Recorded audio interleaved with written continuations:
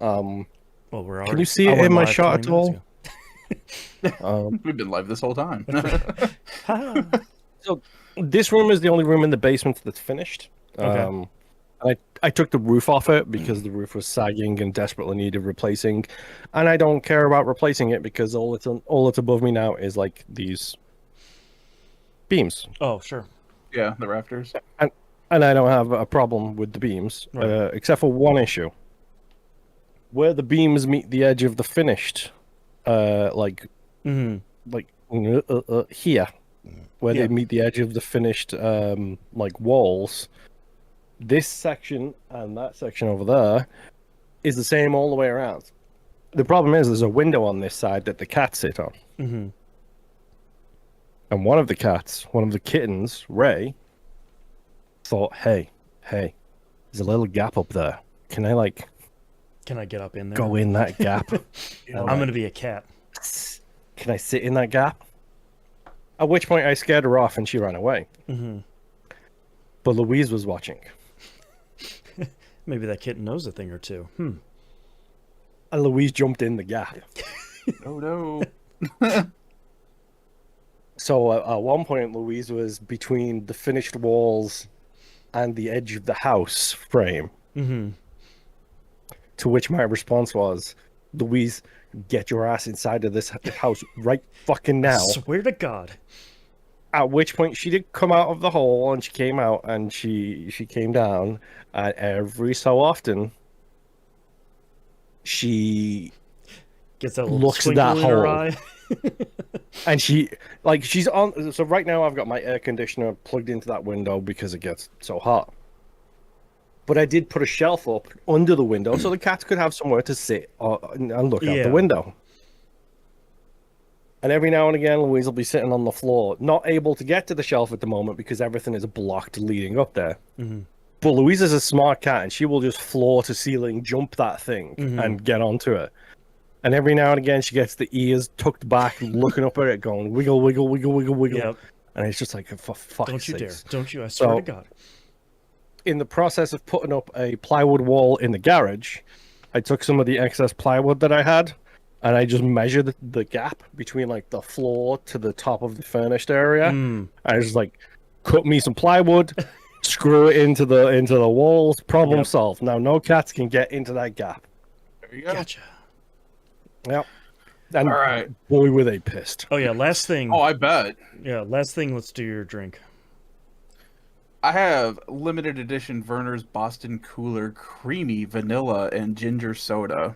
Okay. That's a lot in one sentence. Someone on the Discord posted that recently, too.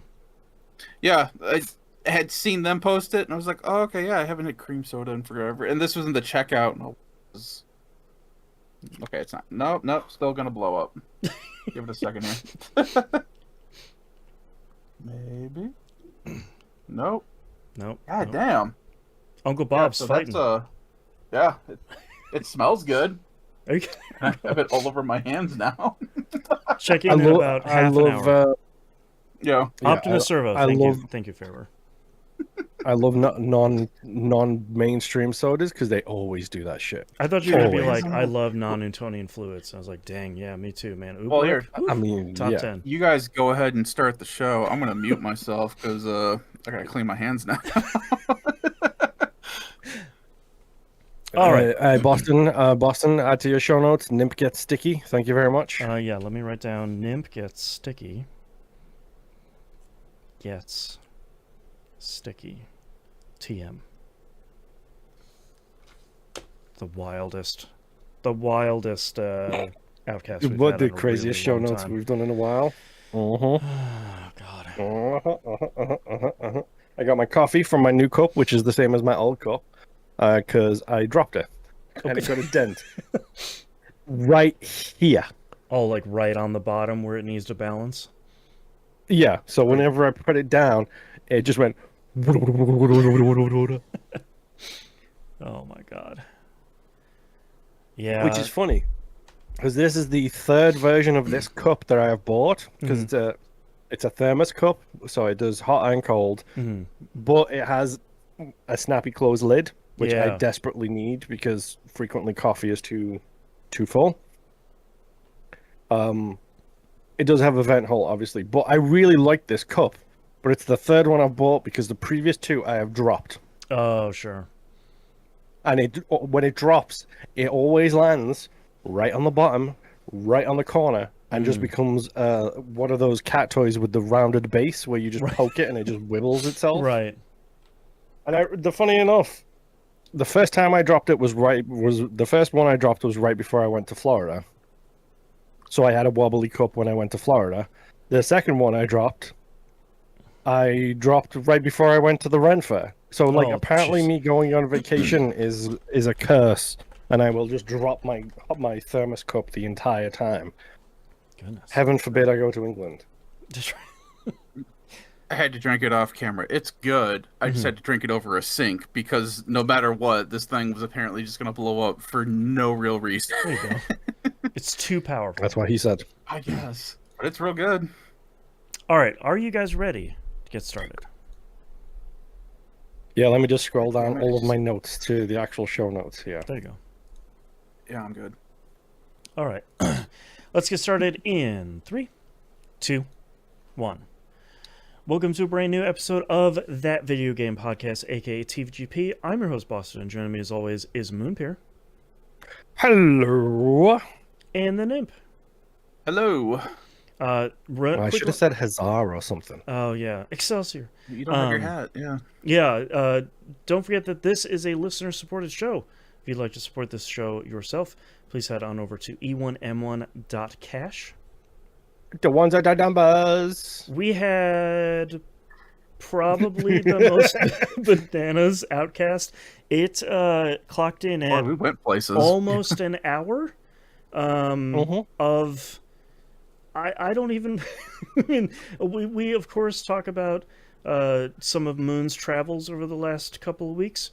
The highs and the lows of Moon's ye old journey.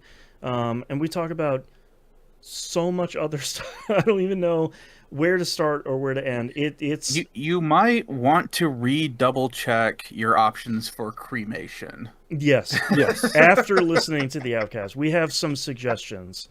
Some surprisingly non-morbid, very exciting suggestions. Yeah. In the Outcast. So you can go get that for part of your patronage. You also get early access to We Roguelike It and Critical Misses. At the $5 tier or higher, get exclusive access to the Critical Misses production meeting, and you get exclusive access to the Wayward Sons, the Supernatural TV show podcast that Moon and Nymph are going through. All of that and more over at e1m1.cash. The ones are the numbers. Quick note here that out right now, there's a brand new episode of Picking Up the Pixels RPG Love.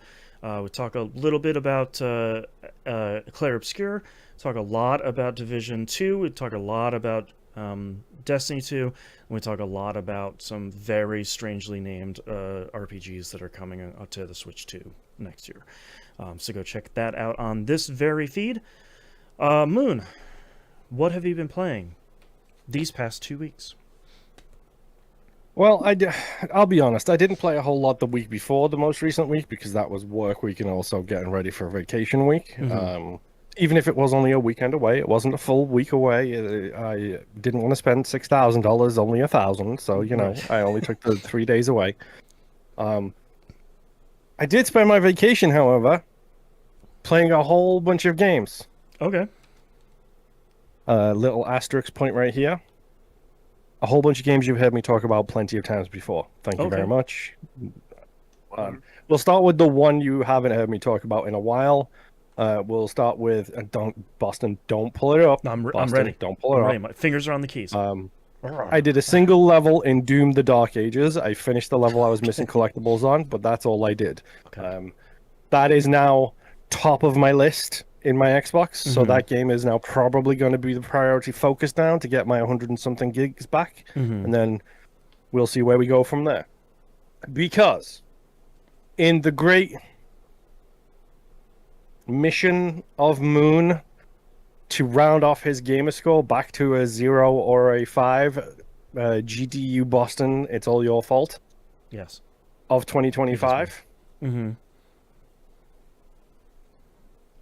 I fully got every achievement on Despot's game. Wow. Okay. It turns out it was easier to go and win 189 victories of Brawl mode than it was to just play the game over and over again, hoping for the RNG on the wheelman. Okay, that is definitely not the way that I thought that was gonna go. 9 enemies, 189 wins in Brawl. Right. Okay. The week before my vacation week, I was just like, I'm just going to do the run, do the run, do the run. Get this wheelman. Let's get this wheelman. Let's go, let's go, let's go, let's go, let's go. And I didn't get a single wheelman in a week of playing basically nothing but Despot's game. Full runs. Okay.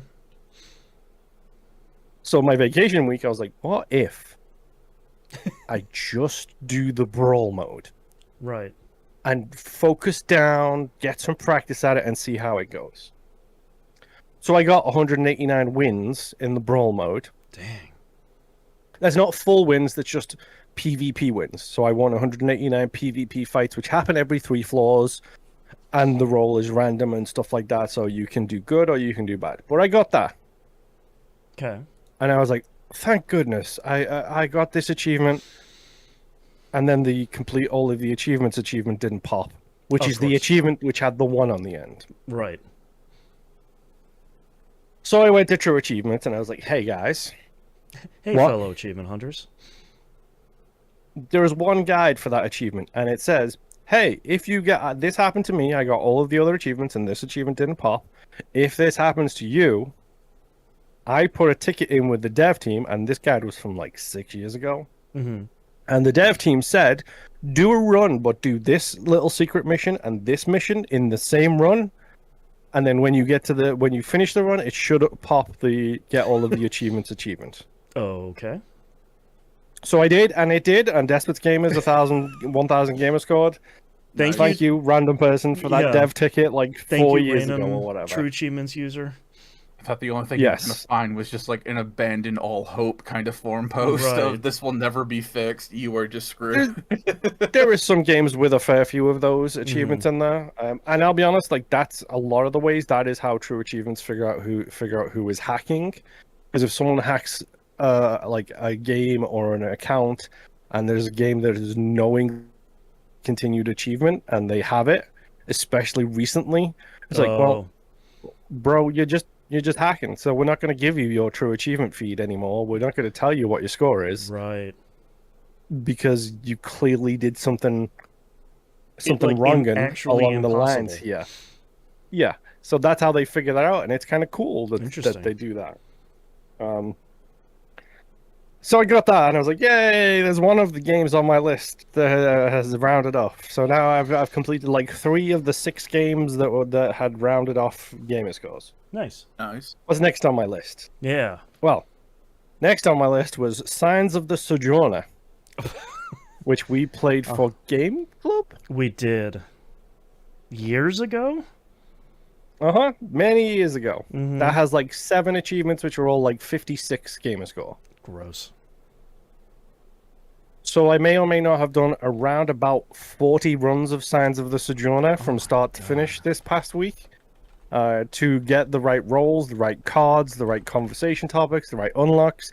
Because if you don't remember, Signs of the Sojourner also has RNG in who shows up in what location in town. Oh, right. Sometimes it'll be one person, sometimes it'll be somebody else, sometimes this person shows up, sometimes they don't.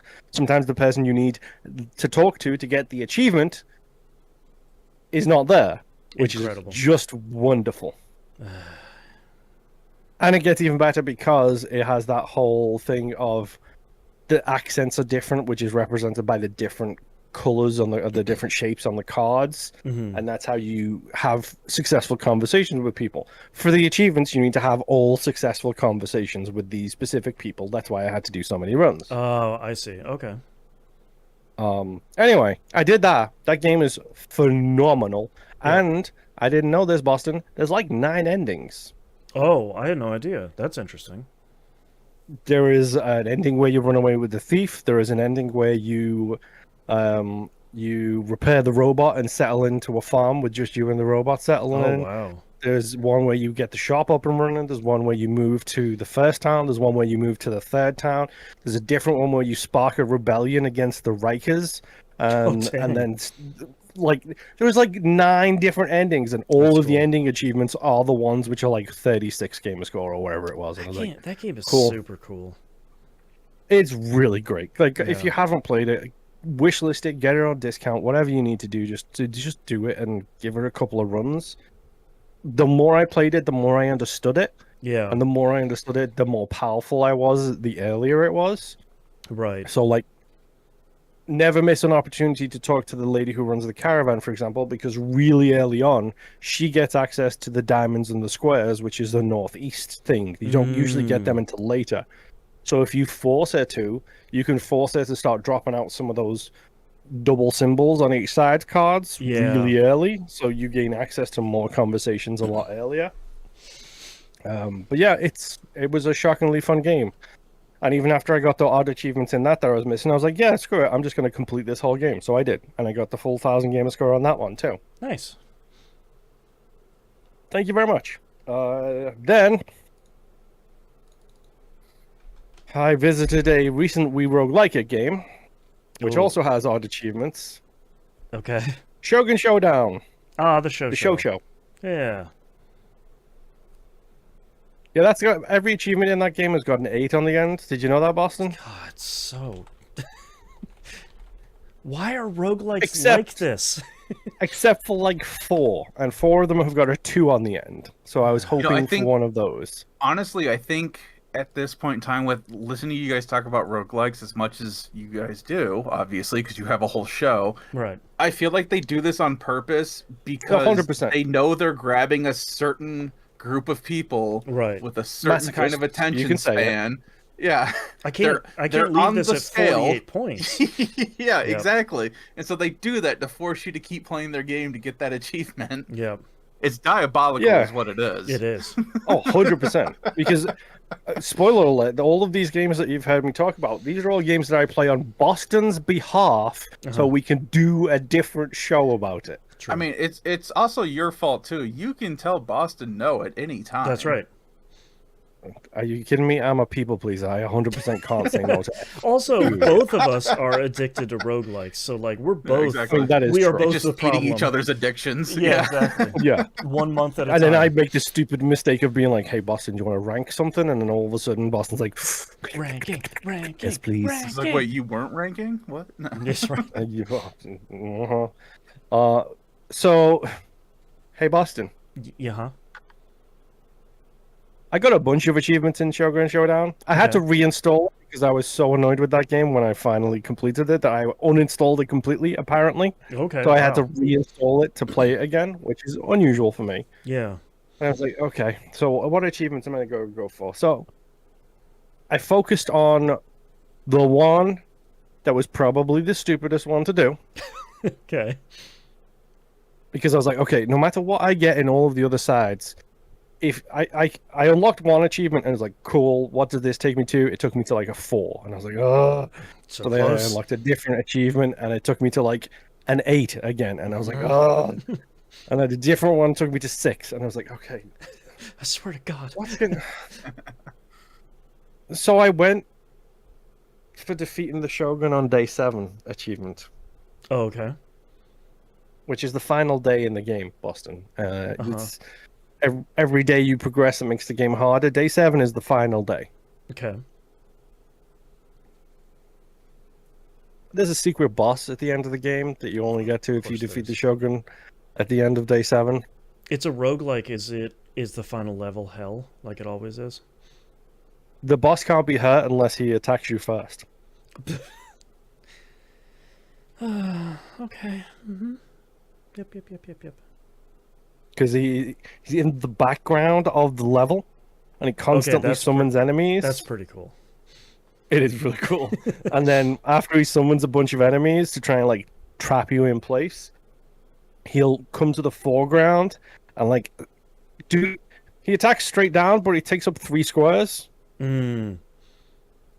So you can move out the way, but it's just very difficult to try and get him to bait him to the attack and move out the way. Right. And then after he attacks, he stays in the front for like 3 turns. So you've got to just drop as much damage as you can in like 3 turns. Interesting. I may or may not have save scummed the hell out of this boss. Yeah, I don't blame you. Because I was like, no, look, I've got like 4 health out of 5. I've got 0 consumables. I've got a pretty solid deck, but nothing like game changing. Mm-hmm. The second I saw that it was like this round is going to kill me, I was like, pause, main menu, load it up again, restart the fight from the beginning. Yeah. It took me like an hour and a half to beat that boss. Dang. Just the boss, not getting to him, just the boss.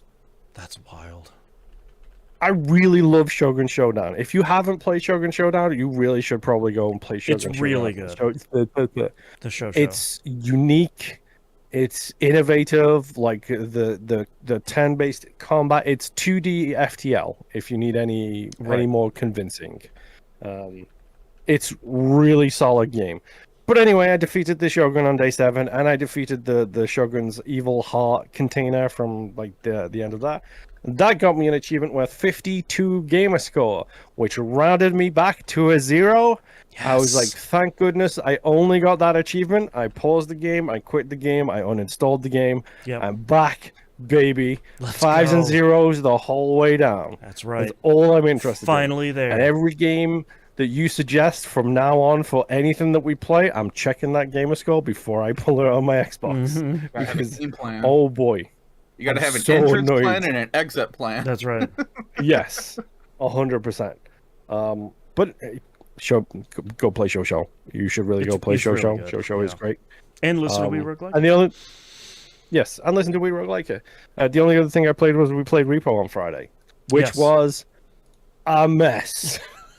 Boy, I could tell because I was trying to do homework Friday night, and all of a sudden Discord just like ding.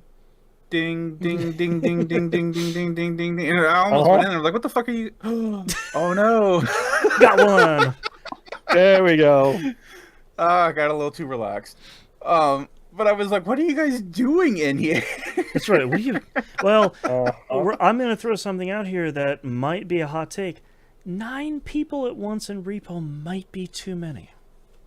It might be a little chaotic. Yeah. Just well, maybe. I might say. It was a lot of people.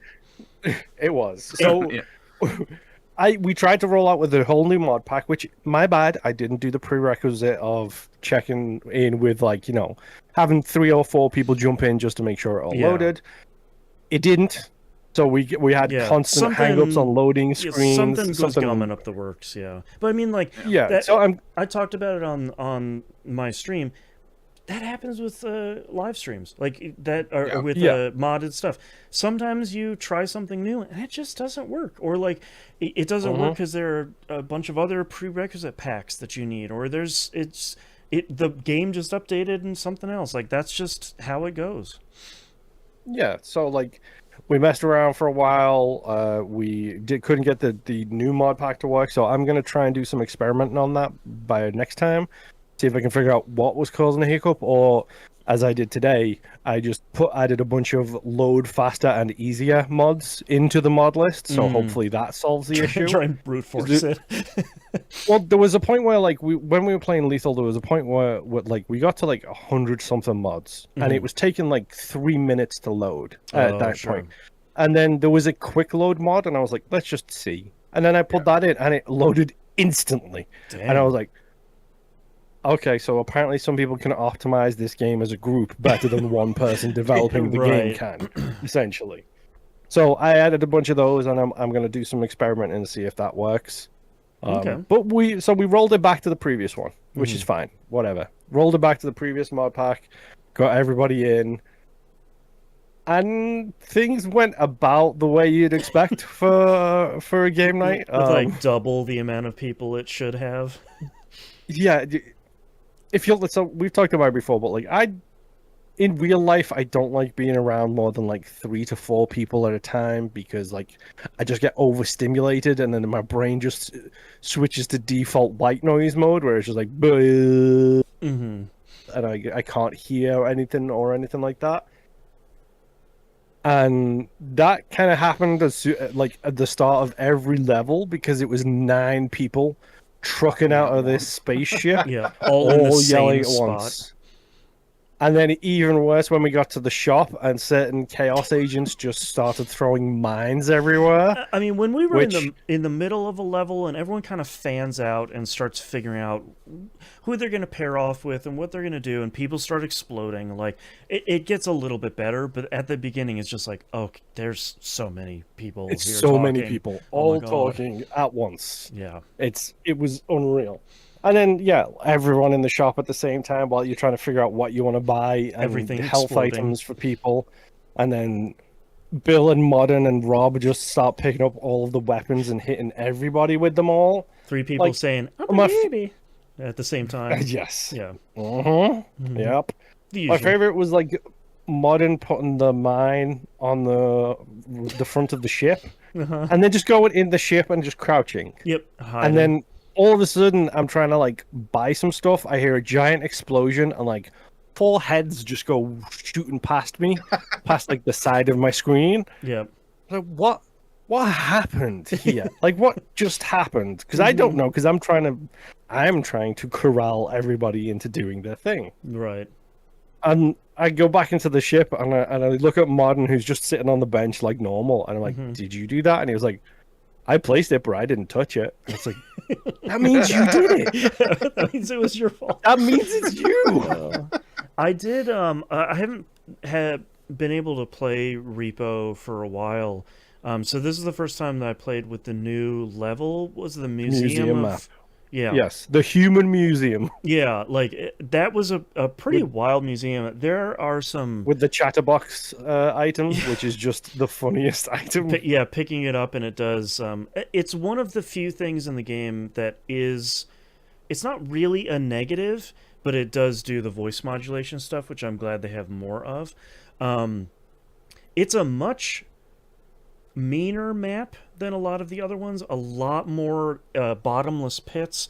There was one where There's a lot of verticality to it. yeah, as there's well. a lot of verticality. We had one where both of those things were true at the same time, where the extraction point was there were like wooden over my death pit. yeah, there was wooden planks stretched over this bottomless pit, and then a hard right turn up some stairs, and at the top of the stairs where you couldn't see it was just a hole that dropped you to the previous floor. And it was a lot of like, okay, I only need like we only needed like $500 or something dollars left to go.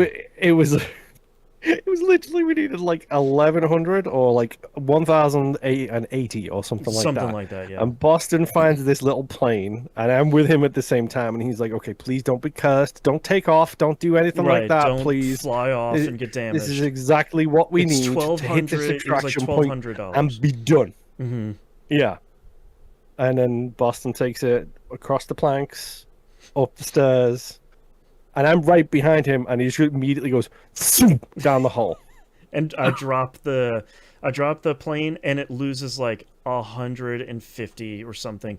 We're at like $40 underneath the quota at that point. It's just like, and we were Yep. So we had to go find something else. yeah, too. and we were getting fairly far in our run actually, and there was a lot of like MVP moments from a bunch of different people. So by the time we were done with the night, we had to do 4 extraction zones in an individual level, and then walk your way all the way back to the beginning of the area. So like these were getting to be fairly long and fairly difficult runs, where even doing like 2 extraction zones at sometimes is pretty is pretty difficult, but Especially with like the 4. crescent moon and everything that showed up too, Yeah, where it's just that's like, true. hey, you don't get as much health back when you get back to the ship now. Have fun. Yep. And one of them, it was that, and it's like you only get 35 health when you get back to the ship, and then the other one was like enemies are harder to hit or like knock over or something with items. And I was like, buddy, we're playing different games. I'm not doing that. Yep. We Yep. No, that was all Modern. Modern has played a lot Yeah. of Repo. Modern Alchemist is his name. He's one of a friend kind of situation. Well, he's played a lot of Repo, so like I would just turn around and there's Modern walking around a corner with one of those glass soul balls. Okay, so Like, I wanted to dude, talk, what did you kill? I wanted to talk about this because this is a really interesting change that they've made at some point. I don't know when, but at some point they have given you a reward for killing enemies, and we actually, three of us at some point were able to grab. I was dead, and Yeah. this is the funniest thing I saw the entire stream. I was dead in hysterics, Yeah. giggling like a tiny little girl, while you guys were all trying to play catch the spider. Yeah, there's this like horrible. It looks like a. It doesn't even look like a spider. It looks like if a marionette was folded backwards and it had too many arms and legs. It's horrible. But there were three of us that were like grabbing it and pushing it towards this this bottomless pit. And we're like, we have to try and see if we can just chuck this thing down the bottomless pit, and if it will kill it just like it kills us. And one of the changes they've made is when an enemy dies, it drops this little like soul orb thing that's worth a lot of money. Like typical enemies are worth like around $2,500, but they're very, very, very delicate. So like, yeah, you literally you breathe on it wrong and it shatters. Right, and I kind of like this because before it was worthwhile to kill enemies anyways because they're not bothering you and blowing up your little Muppet people. But now to get an extra benefit out of it was really great. But sometimes it goes wrong, like in this case where we throw this spider marionette down this hole, and then its little like white soul orb, which was worth like $11,000, is like bobbing up and down. Like clearly the game is trying to force it back towards us. So, yeah, that's so. If you see it, and it has like the little electricity around it. That means it's protected from hitting stuff because it's trying to do the bounce it out the pit until it basically hits solid ground, Right. which is what the heads do as well. Right.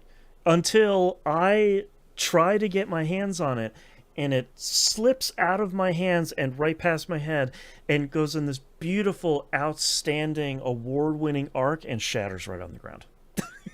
Yep. It's just like immediately minus $11,284. It's like, yeah, great. My Killing it. favorite part of that though was you watching that and me being, I think I was dead hovering behind somebody. I'm watching Bill, who's on the opposite end of this like narrow slit of a pit. It's like very narrow. It's not a big square thing. It's like a narrow slot in the ground. And you're up here trying to catch the ball, and he's down here watching it go up and down, and then he just goes straight in the hole. No force, no pressure, no nothing. He just took a step walks forward right in. and just went thump, straight in the hole. That's so good. And like there was a couple of moments where like I had to stop moving. I had to just not be anything because I couldn't breathe from laughing too hard. Yeah. Like walking into a room and seeing Rob walk backwards into a hole. So I was like, "Hi, Rob," and as I'm saying "Hi, Rob," his ghost body just whee! falls in the hole. Yeah. It broke me, and I was just like, "No, I'm just gonna sit here and giggle for like half an hour kind of thing." And like that's some of the best stuff when you turn a corner and there's just one or two people that are crying laughing, and there were 3 or 4 people there before, and they're laughing too hard to explain to you exactly what happened. Like that, to me, that's the part that is great about these games is like Repo is a good game. That's why we were talking about this. I was talking about this with Bill and the Hannah a couple weeks ago. I really hate the term friend slop. I really, really, really hate it, and I refuse to call these games. Wait, what term? Friend slop. That's what people are calling games like this and Lethal Company and stuff. Yeah. So they're calling them that, where it's like they're trying to say Stuff that's a very derogatory term, yeah. Where right, it's like, and they're trying to just say out so you can have fun with your friends. yeah, they're trying to say they're. This is why I like Favor's term "lift," low investment friend time games, and these I don't like friend slop because slop to me, you save that term for AI generated bad stuff, like things the shovelware, the environment acid destroying flips. plagiarism engine That's the stuff, that's slop, or the thing that pigs Yeah. eat. To me, I don't. Slop is a bad thing, or it's things that were not made with any sort of love or care or any of that. These are good games. Like, I wouldn't still be playing Repo if it was a bad game. It's a fun game, then it is an excuse to hang out with a bunch of my friends, and sometimes people that I don't know yet or aren't friends with yet, that I'm having a blast with. And it is not the most complicated game I've ever played, but I'm still doing something. Like, Vampire Survivors is not the most complicated game I've ever played. I'm still playing a video game. I'm still doing something. So, like, Yeah. I really push back against the friend slop term, because I am hanging out with my friends. I am having a lot of fun, but I'm also playing a really ridiculous kind of destruction physics simulator with Muppets. Like, it's still a good game. I don't know where I was going with that. there's I just want also to rally against friend slop. You're okay. There's also the argument that there's always something slightly below the surface on these games as well. Like, Yeah. how many times in Repo are we like, look, we've cleaned this map out, but it says right there's 26,000 left on the map. Right. What are we missing? What secret are we missing? Like, Right. that's how we discovered on like the snow map. You can go all the way up to the top of that room where there's like the air conditioner kind of room. You can go Yeah. like 4 stories tall on that. Yeah, and there's a bunch of stuff up there. Like, there's a bunch of like little secret areas like you can get to with the unorthodox and strange ways of doing it. It's like, Right. it just feels like there's always that little bit extra right under the skin kind of thing, where it's just like, there's more to figure out here. There's more to do here. There's more to see, Right. more to do than can ever be done. That's the Lion King. That's right. That was a Doctor Who ripoff, by the way, for those of you who were wondering. But like, it also helps in this case that there's a bunch of mods which you just can do the most bonkers stuff with. I still love the dead TTS. It's still like one of my favorite things is having people just be like robots, like doing the text to speech, especially when someone who's alive is like, okay, ghosts, speak to me, and then everybody starts doing the text to speech. It goes, this stair is the exit, hiss. Yeah.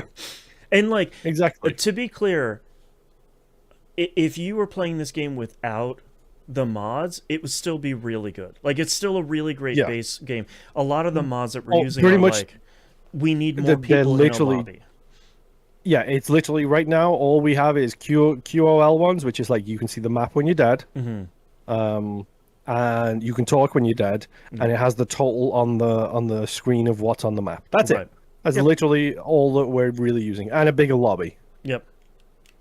Yeah, Repo's really great. I think it's really It for some reason, I've talked about it before. For some reason it clicks for me a little bit more than Lethal Company did. But Lethal Company is still really great too, in the same kind of genre. Yeah, I like it a lot. Like, it's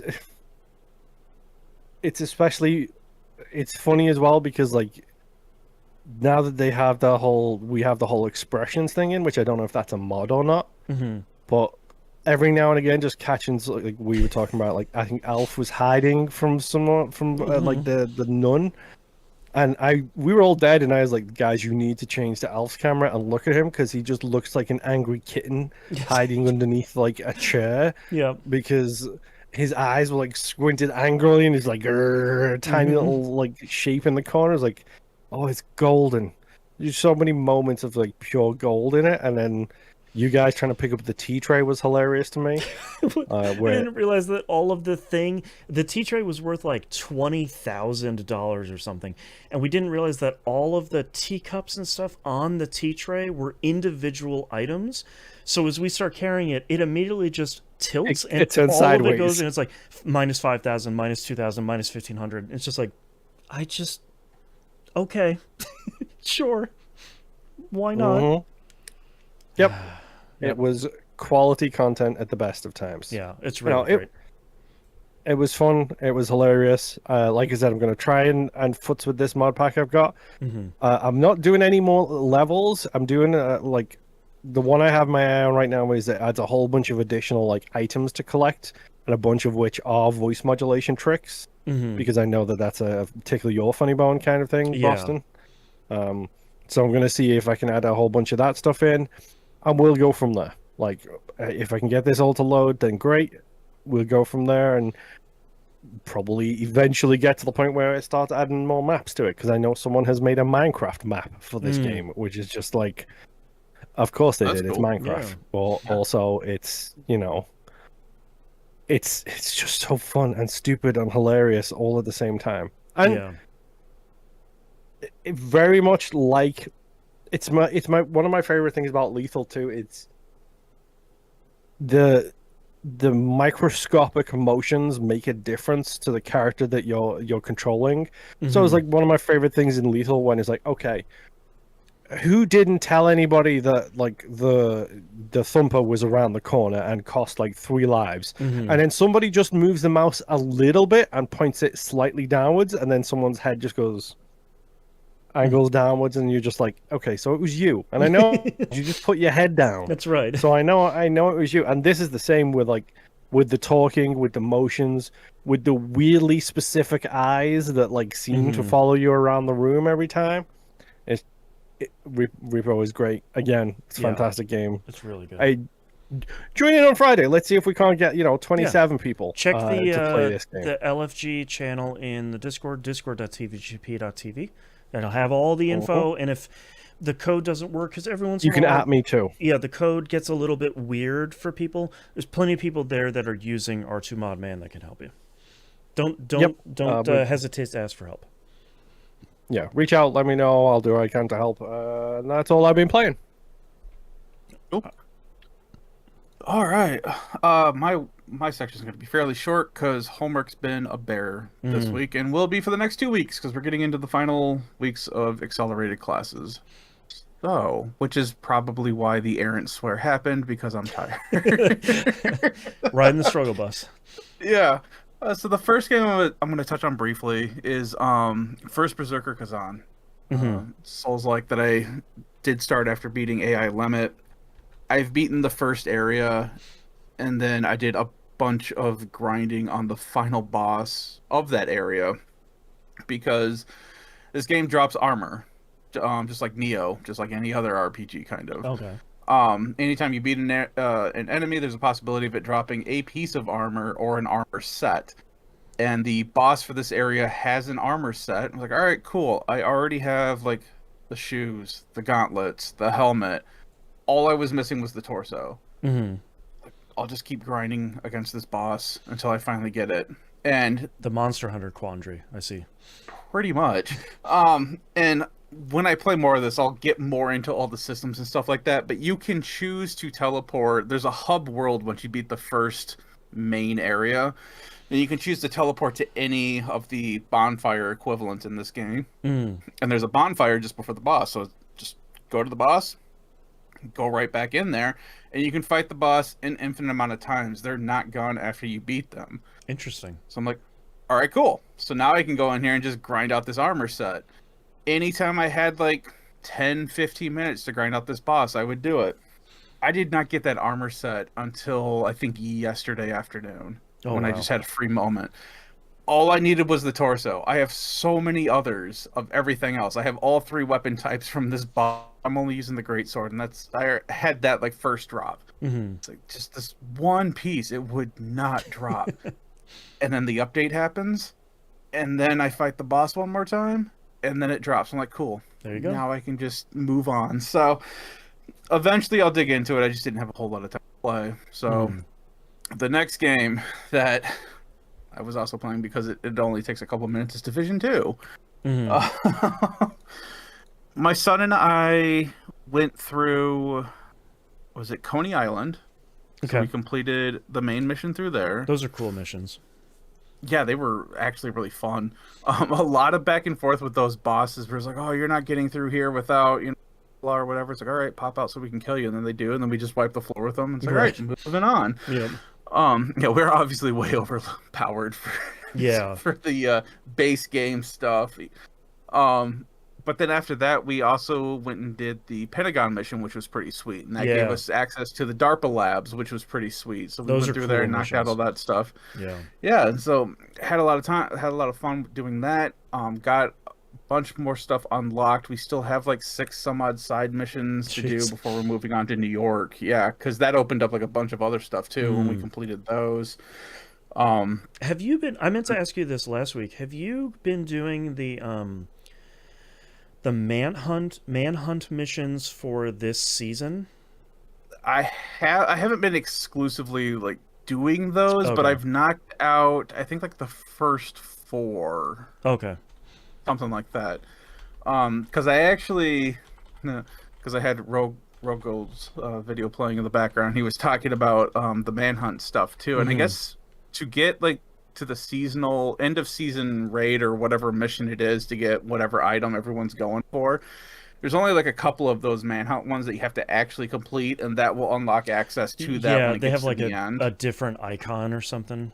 Yeah, which I don't mind doing them. Like I think the main one is like the 5th one that I'm working on, and it's like beat 5 officers in the West End district. Right. Like, okay, yeah, I can probably get that just tooling around over there, and that's actually where I left my character. So the next time I pick up, I can just tool around there and off a bunch of officers whenever I find them. Yeah, because I was But talking to Musum about this but on Pup. That as someone who's completed like all the DLC and all the side quests and stuff, I like these manhunt missions. And Nimp mentioned one of them. Every week you get 3 objectives, and a lot of them are like take over control in the West End, like 0 out of 4. And it's like, well, there are 4 control points over there. I probably just have to take over all of them. I do. That completed it. And like, yep. do a Riker's bounty in this place, and you do that, and you're like, okay, that was it. And it'll be like complete the Air and Space Museum on hard difficulty or higher.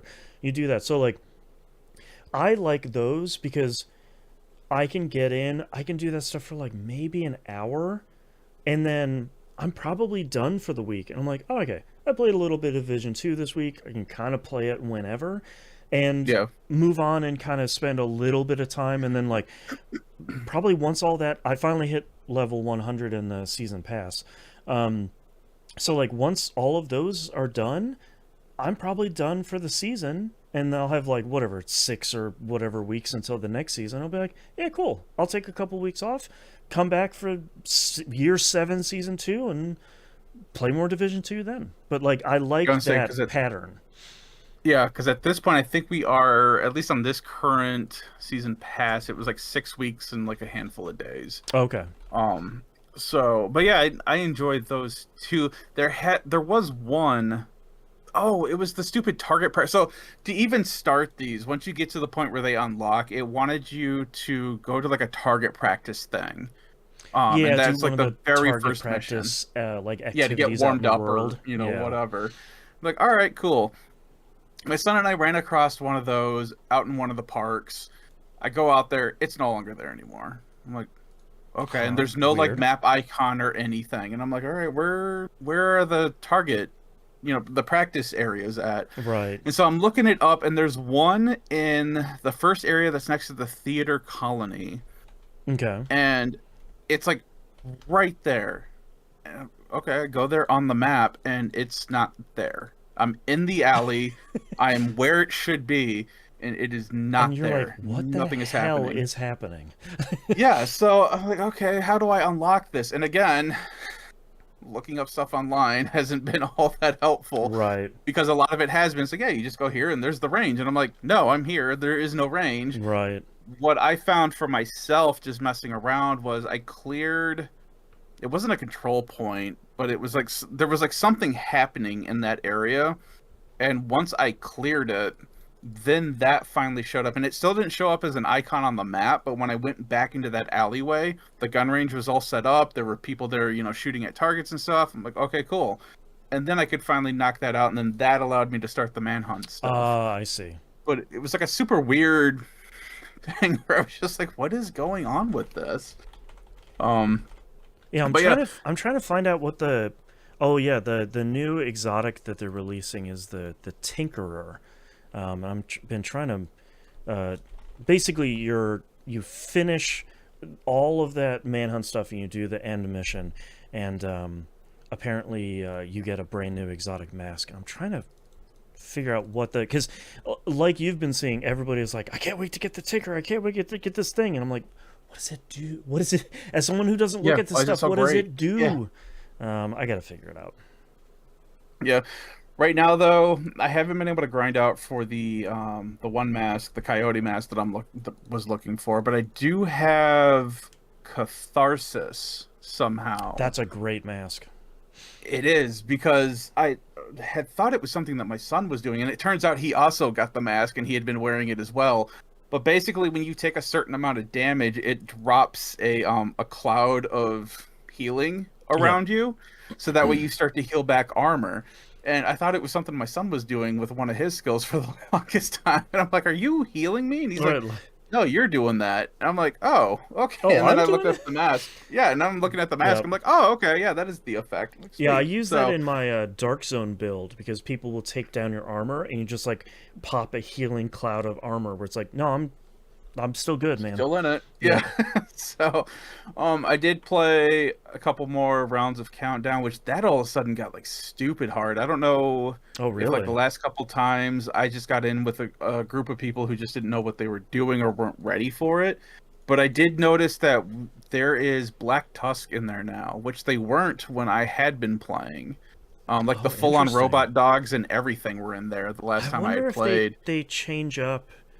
Maybe it's on a weekly thing where they like change up which faction is Who's in there. Yeah. Maybe, but man, I got wiped when we made it all the way to extraction, and all of a sudden, like, I have everything shooting at me. What is going on? I get dropped, and I noticed like I was one of two people that was still in that game. Oh no! Where did everybody go? Man. Okay, so I looked up what the Tinkerer mask does. So that's the thing that drops at the end of this manhunt. If both of your primary and secondary weapons are 1, not exotic or named, 2, of the same type, then the secondary weapon's talent will also apply to the primary. Wow. Oh, that's cool. That sounds really good. Yeah, I'm sure you can get some decent builds off of that. Then. I'm excited for... this will be another one of those things that I rely on some YouTubers for, of like, equip these 2 weapons and then this second weapon just completely overpowers this first weapon. So interesting. Awesome. Yeah, it's interesting though that it can, I mean, exotic I understand, but no name too. Yeah, okay, I'm sure so there's a lot one of of those crafting things stuff where that you just, can do. Yeah, and like that's so there is one other item. I think it's the there's a backpack. Maybe the Ninja Bike Messenger one? I don't remember. But there's one that's basically you can combine the effects of multiple gear sets at the same time. So like they've done some stuff in the game before where it's like, yeah, you're gonna break this build crafting wide open. It's like, yeah, man, cool, that's awesome. Let's keep doing that. Nice. Yeah. But yeah, outside of that, that's all I've done with Division 2. I haven't been able to play a whole lot. Did you have anything else for it? No, a lot of what I've been doing has been the weekly stuff, because I'm playing a lot of another game. But like a lot of it's like, yeah, I've got an hour. I'm just going to play a bunch of Division 2, do a bunch of cool weekly stuff. And then like, I don't do a lot of the weekly missions. I don't do a lot of like, there are weekly and daily missions for anyone that isn't playing that refreshes every Tuesday or every day at reset. I don't do any of that stuff. Like I could, a lot of that stuff is fun, but like, it's not my primary game. So I'm not doing any of that stuff. Yeah. But then my last game that I have played today, actually, is Death Stranding 2. I have spent a lot of time playing that this week, yeah. I have finally made it to Australia. Okay, congratulations. Yes. I have, my first note is non-spoilery, but just says cool, so Sam is just gonna hang with Lou and we're just all cool with this, huh? It's like that's what's happening. Everything is fine, question mark? Yeah, everybody's cool. It took me a moment too, because now we're in the DHV the DHV Magellan. Yes. Yeah, Magellan, and everyone Not always says Metal the Gear. DHV. Yeah. Dude, so I was telling my son when I first saw that thing pop out of the tar, I'm like, that looks like Metal Gear Rex's head. That's Like, Metal that's Gear pretty Rex. sweet. Yeah. It really, for anyone that watched any of the trailers and people were like, that looked like Metal Gear Rex, that looks like Solid Snake, it really does. Yeah. That stuff really does, man. This is all like I mean- text straight out of MGS4. Yeah. Really. It's the Kojima verse. It really know is, yeah. for a fact that that's what he's doing. And like, in the way that he's doing it is like the Shinkawa, who has has done all the like machine and gun and mech design forever, is still the person that's designing all this stuff. So like, it just looks like the stuff that they make. They just made this like tar navigating ship. Yeah. But because of who designed it, it also looks like a Metal Gear, and it looks incredibly cool. It's like, what if we made this lady's scarf just a pair of hands? Yeah. Like, Still, why not? Still You know? weirds me out, man. It's It- super it weird. does. So, I am on the Magellan now, Mhm. and it took me a moment too, because I'm like, why is everything blue? Yeah. Why is everyone acting Okay. like it's super cold? I had and then that, I remembered. I had that same thing too, where eventually it switches to the not blue stuff, and I was like, yeah, right, yep, Death Stranding, right. It got me when everyone started to tear up. Right. And I'm like, oh, that's right. Okay, I do remember that. I Yep. just Death didn't remember Stranding. everything Got being it. blue, apparently. Yeah. Yep. There's a lot of stuff I didn't remember that much from the first one. Yeah. Yeah. And I get that whole story beat, and then we get introduced to Tarman and Dollman, and Dollman they're both. is my favorite character in this game. I love him so Yeah. much.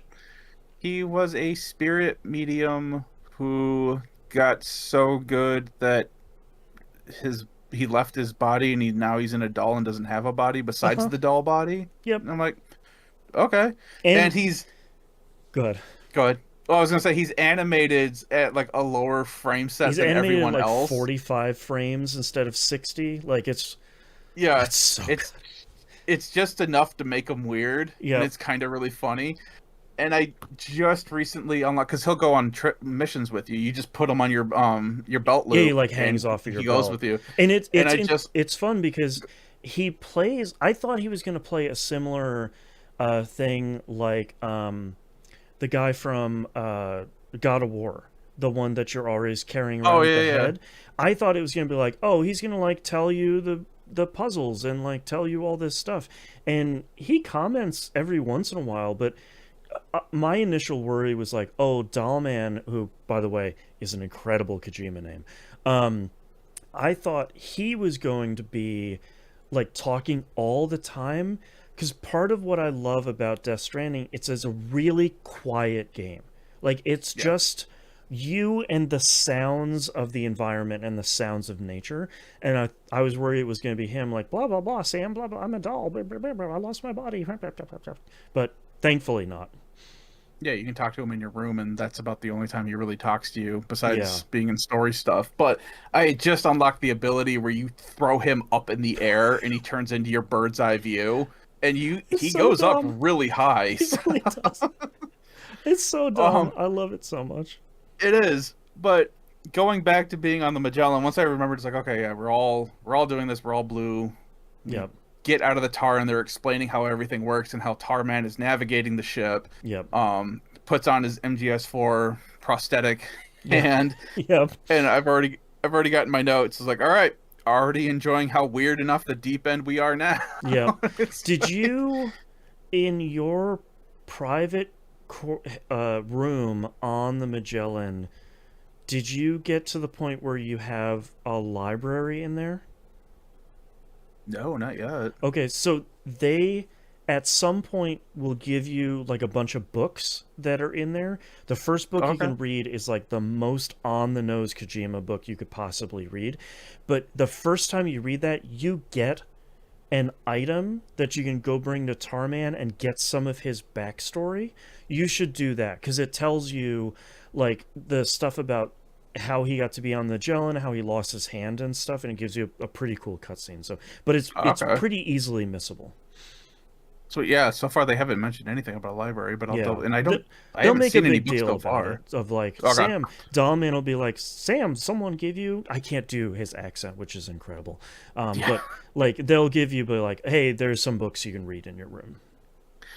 So, figuring out the Magellan, and now it's like, okay, back in Mexico before I hit Australia, they're like, all right, you need to go through the gate. You need to get the Cairo network set up there, so that way we can bring the Magellan to Australia. Right. It's like, cool. Makes sense. Make my way to the gate, and the gate is like awesome.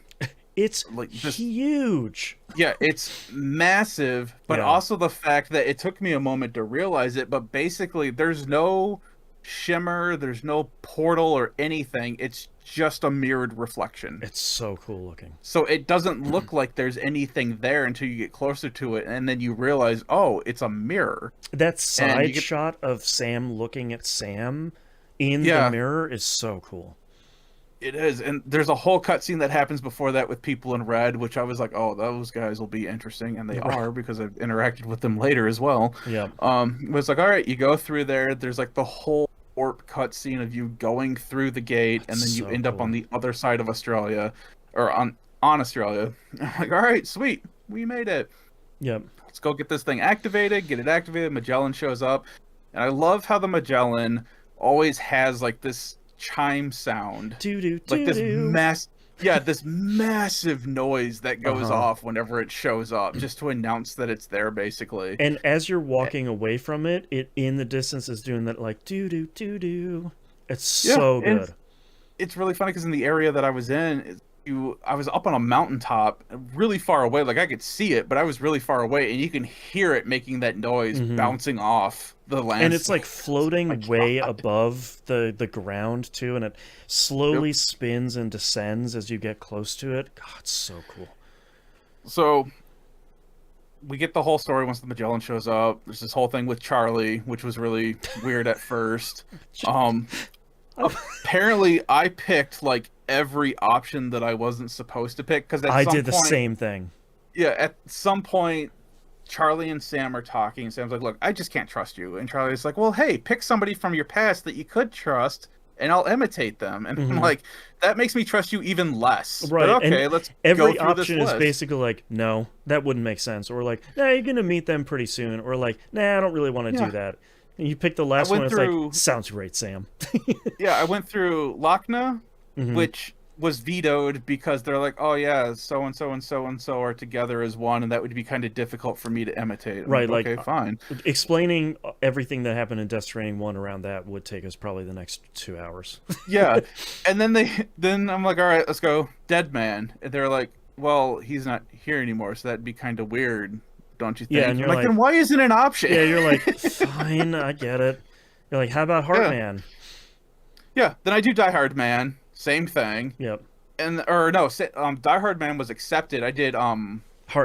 Was it Heartman? Yeah, it's Heartman, because he's like, you'll meet them soon. I was like, oh, okay, well that explains if I'm going to see him again.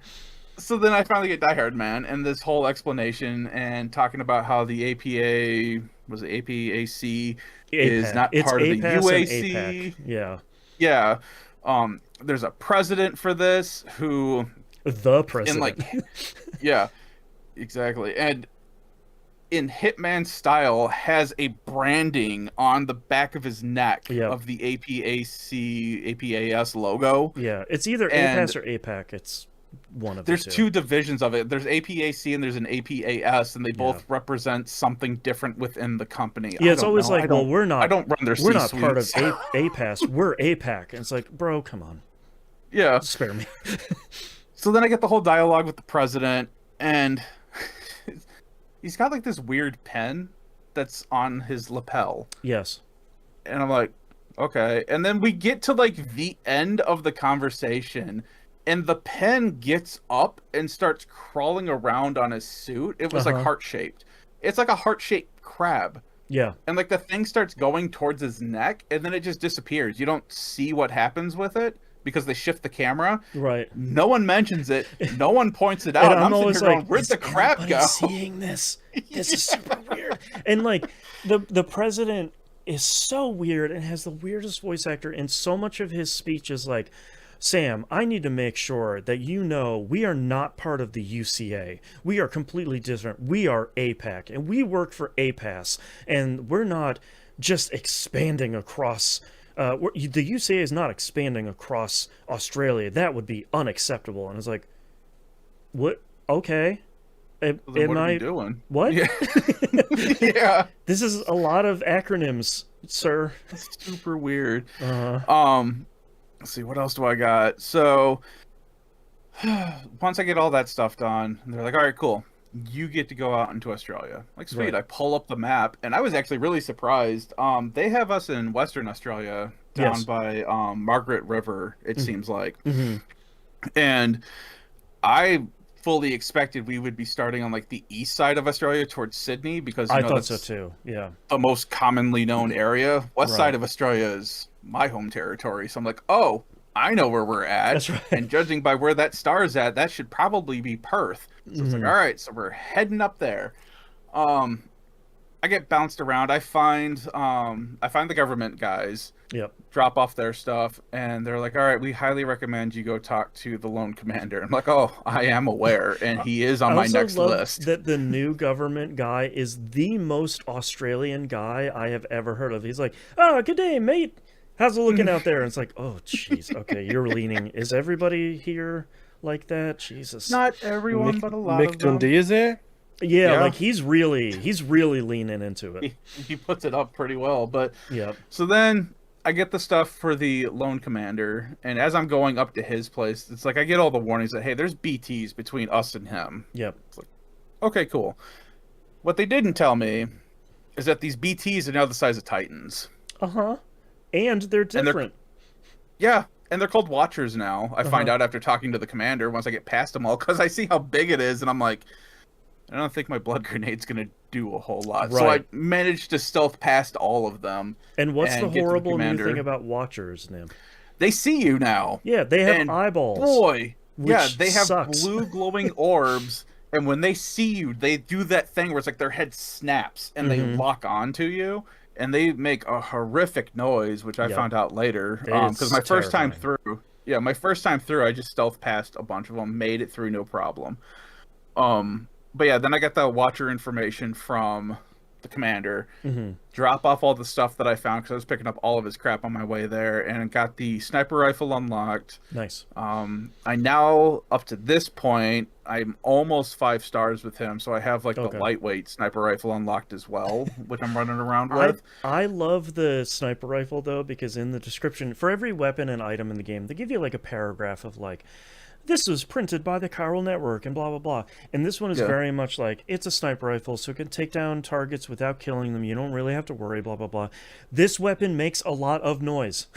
Like Yeah. very clearly, like, this is a loud gun. Get ready. Which I think is really funny because, yeah, anytime anyone brings up about the sniper rifle, even when they did the lightweight version, they were like, Yep. and remember, this is really loud. I'm Right. like, I didn't say it's suppressed yet. Like, so Yep. that's what I'm working towards ultimately, is the suppressed version. Right. But I had to take out, was it dropping off all of his stuff? I had to go to another point. I forget what that one was called, but it had like mules stationed around this outpost that you had to clear, and it was Yeah, a there's legit like an outpost. enemy encampment with the brigands. Yeah. Yeah. So, of course, I'm like, well, I've got this handy-dandy sniper rifle. I'm going to stand on this ledge way over here. Oh, yeah. And sure enough, I'm just sitting here picking fools off with this thing. Like, Mhm. this is great. And yeah, it's loud, and they all know I was there, but they were nowhere near me before they all got put down. So, Yeah. Oh, it's so it's good. like, cool. Knocked all that out, cleared that guy. This station that I cleared out gave me the bolo gun. I'm like, Yes. okay, cool. I remember using that. Yep. Had a lot of fun with it. I'm not going to mess with that right now. But my next objective was then to go to the musician. Right. All right, cool. I go that way. There's another mule camp between this base and the musician. So I'm like, well, I'm going to pop out my sniper rifle. There were 16 people in this camp. So like the great part about playing this with everybody online is usually when you put an area on the chiral network, right outside where there's going to be brigands or mules or BTs or anything, someone will put a watchtower. And for anyone that hasn't played this game, you can interface with a watchtower, and it's basically just a really tall camera. And if you sweep the camera across an area where enemies are, it flags all of the enemies in the area, even if they're in a building, or even if they're behind a mountain or whatever, and it will count up the numbers. And like, I did the same thing where I'm like, oh, perfect, someone put a watchtower here. I'm going to walk up to it, give it a ton of likes, get up there, and I swing. It's just like, brrr, here's 16 people. And I was like, Yep. how? What? How many? And it is really great, though, because when you do knock out a person, it will say, okay, 15 out of 16, 10 out of 16. Yep. Like, it does count down. And when you clear a place completely, it will give you a message of, like, enemy encampment cleared. So like, okay, now I can go loot a bunch of stuff, I can go do my objective, I can do stuff. So it is really fair about it, but like sometimes I'm like, there's 27 dudes in this, what are you talking about? Well, apparently too, if you knock out everybody in the camp and take all the resources, or at least just knock out everybody, it in the future lowers how many will be there in the future. Correct. And like they have less armor and weapons and stuff like that. And if in the converse, if you leave them long enough, you'll see every once in a while, like, oh, the brigand camp near the musician has gotten stronger, so they'll have more people, they'll have helmets, they'll have armor, they'll have better weapons and stuff like that. Now, unfortunately, though, this camp was just after I had gotten the whole story thing about, hey, you know, the brigadiers or brigands are starting to armor up a little bit more. They've got thicker armor and helmets on and blah, blah, blah. And I'm like, so all these mules that I was one-shotting over here at this map, no, now I have to, like, two-shot them. So I take out, luckily, like you were saying, there was a watchtower, so I was able to scan everybody. Off to the side, someone had also built a generator and a time shelter. Oh, nice. Like, sweet. I'm going to put some stuff by the time shelter so it doesn't get damaged. Yep. And I shot the guy up in the tower, had to two-tap him to get him to drop, and then the whole group was aware that I was there, and javelins just start flying over these sand dunes. Yep. I'm like, oh my god. Here's the dudes in the truck. Here we go. Luckily, the truck did not happen. I managed to steal the truck before they could use it. That's great. So I can't do much with the sniper rifle because they're all running at me. Cool. Let me switch over to the bolo. I want to check this out and see how it acts now. Yeah. And the bolo does a weird thing where it's like, okay, you shoot them in the torso with it, it will wrap them up, but they will still stay standing. Mm-hmm. And what I discovered is that it will have them struggle, and after a while, they will eventually get free, but you can run up to them and knock them out. Or if they have fallen on the ground, you can just I was like, or if you happen to bolo, if you happen to bolo somebody while they're running, they'll fall, and then you just run up and just like curb stomp them. Right. and geez. There is one other thing where if you get them around the neck up with the bolo, it knocks them out immediately, which I discovered that as well. Because I actually got two of them. I got a 2-for-1 because they both came over the ridge, and I shot one, and it got both of them in one bolo and knocked them both out. Knocked them together, made a coconut noise. Yeah. So I go through and I clear out the camp and stuff, and I find their truck. I'm like, all right, this is mine now. Drive back to the generator, load my stuff, work my way up to the musician, drop everything off. At this point, I now have the combat exoskeleton. Nice. I'm on version 2 right now. That one's great. Yeah. I have the extra magazine or whatever, level 2, so it's compact. Right. It gives you like a bunch of extra magazines and stuff. Yep. Yeah. I've got 3 grenade pouches back there, and I've got 3 of the anti-gravity things. Oh, sure. That are on there as well to help keep everything light.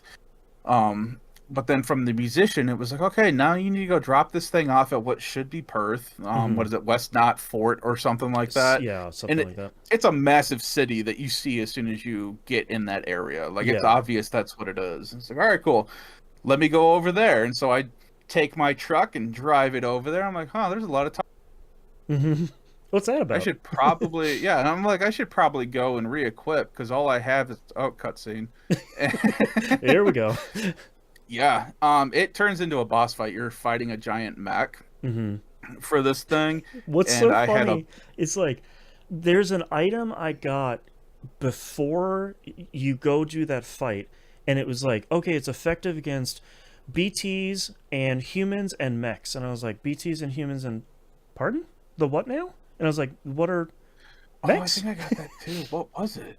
I think it was a type of grenade, I think, but it was like, or like Was it the, like the MP grenade or something like yeah, that? or it was one of the handguns, like the I did have the grenade pistol. yeah, I Now think the it was MP that. It was grenade like pistol. effective against mechs, Okay. and I was like, the what now?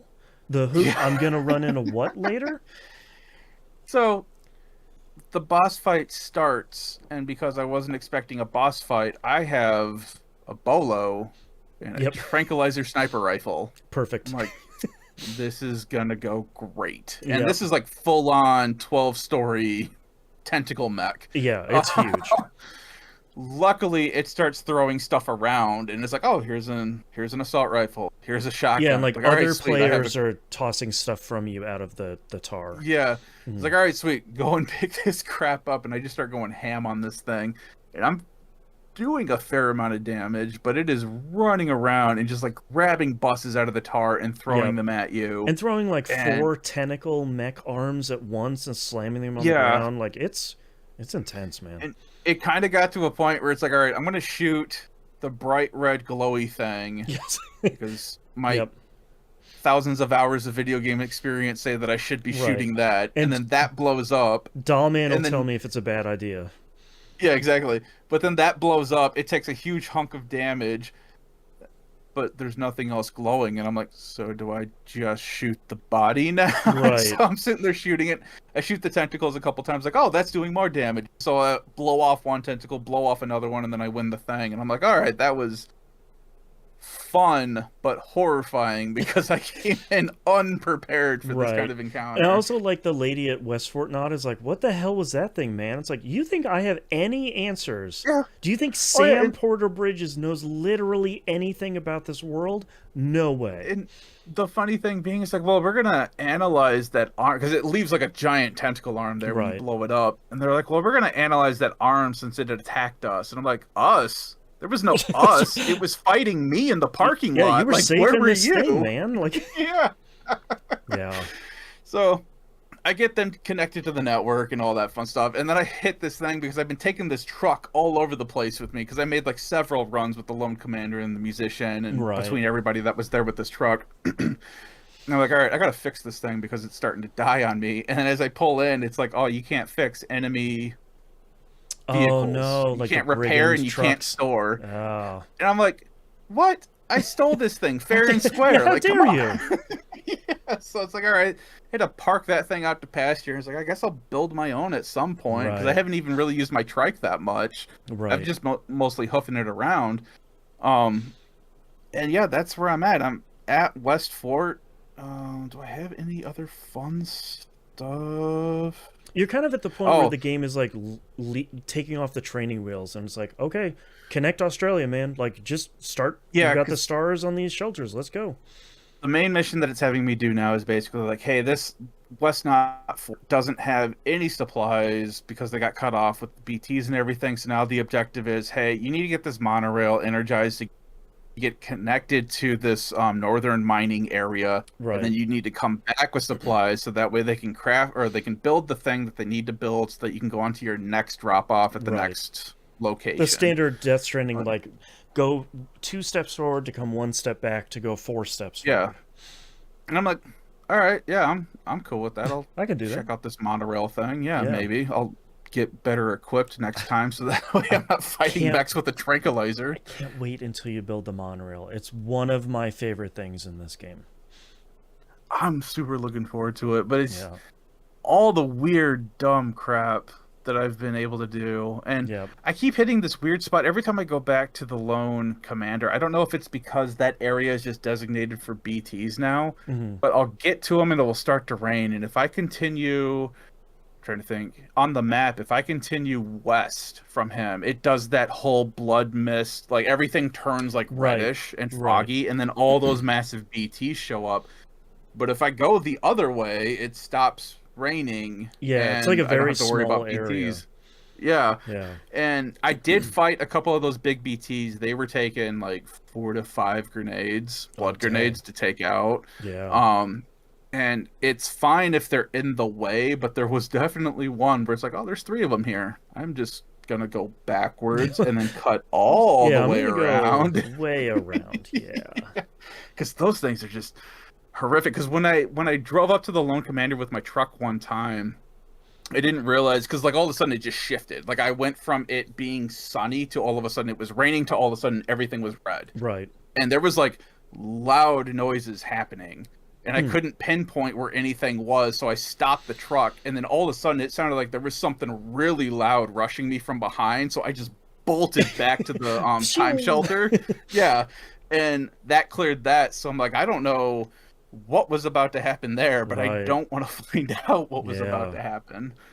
But yeah, so that's where I'm at time with Death Stranding, just nice playing in the time rain and hopefully won't die anytime soon. Fingers crossed. Yeah, I played a bunch of it this week, and I think I only have 4 trophies left, and like a lot of them are gonna happen on the way to the final trophy that I'm working on. Like I got I'm doing a lot of the trophies that you're like doing a bunch of stuff for. So I did like the one where you build one of everything. You know, it's the same thing you did in the first one. So I was just like, okay, I just want to get rid of this trophy. Let's just go build one of everything, because I have a bajillion materials on the DHV Magellan. I'm just going to park it next to an open field and then just kind of build everything I needed to do. So I knocked that out. I've knocked out a couple of other trophies that are like, it's the same as Death Stranding 1, where you'll be leveling up a shelter, and it'll be like, you'll get to like 2.75 stars, and they'll be like, okay, now I need you to do a submission for me. And then, you know, you have to do that one before you can get to like 3 stars and beyond. So I've gotten a lot of those by like completing a mission, especially for one kind of late game character. And then I'm working on like the big one. It's a secret trophy, and I don't know why. So it's like the smallest spoiler here, if anybody like really cares. But the trophy I'm working on is the get everybody to 5 stars trophy. I don't know why that's a secret, because of course it would be in here. But I'm like 75% of the way through that one, because thankfully they do a good job of taking advantage of the PS5's trophy infrastructure. So it's like, I knew I was close on the building all the items one, because I was like 66%, and it was like, okay, you've done 15 out of the 18 ones, and I'm now like 75% on this one because I've done X out of Y number of the shelters.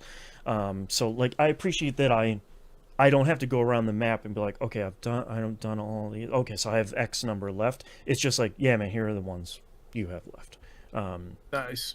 Yeah, so that's really what I'm doing, and after that, I'll get a couple of them on the way. Of like, I still have a couple more trophies that I'll get from missions, like side missions that I'll do for some. There's like one person that I just really haven't. You'll meet them at some point. I think fairly soon.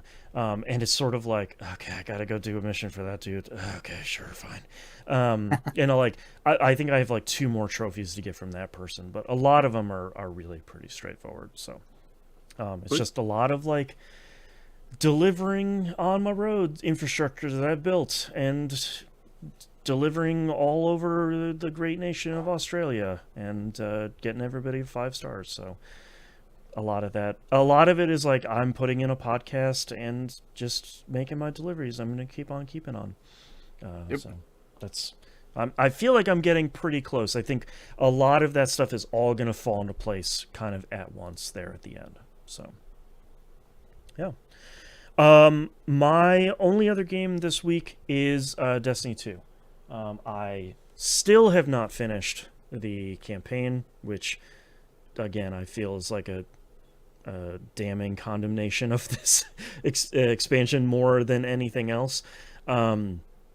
There was a new event this week called Arms Week, and it's basically like a kind of weapons-focused mini event that this time was focused on hand cannons.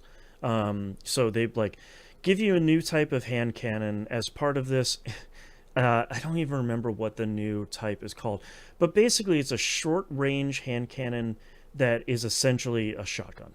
And it just shoots out a spread of pellets out of this hand cannon. Okay.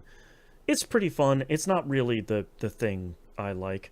But it's kind of neat that they just give you one for free at the beginning of this, and then they give you 3 limited time weapon mods that were only good during this event, and they only would go on like legendary hand cannons.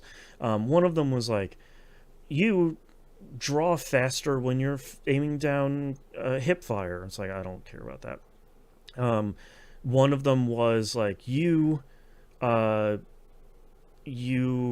when you kill an enemy with a precision shot, a bunch of explosives pop out of the enemy. That one was pretty fun, but the one that was really wild is it was just like, when you destroy an enemy with a headshot with this mod, a random event will happen.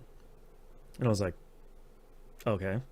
And some of the stuff that happened with a random event was pretty wild, of like, it just explodes and does a bunch of damage. Or there's an exotic weapon that absorbs enemies down into a little orb, and then you can kind of throw that orb at other enemies. That will just spawn.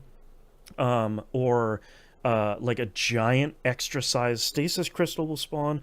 Or my favorite one, a scythe just shows up, like the fire scythe from earlier before, and it's just like, yeah, now you have a killer scythe that also casts fire and stuff.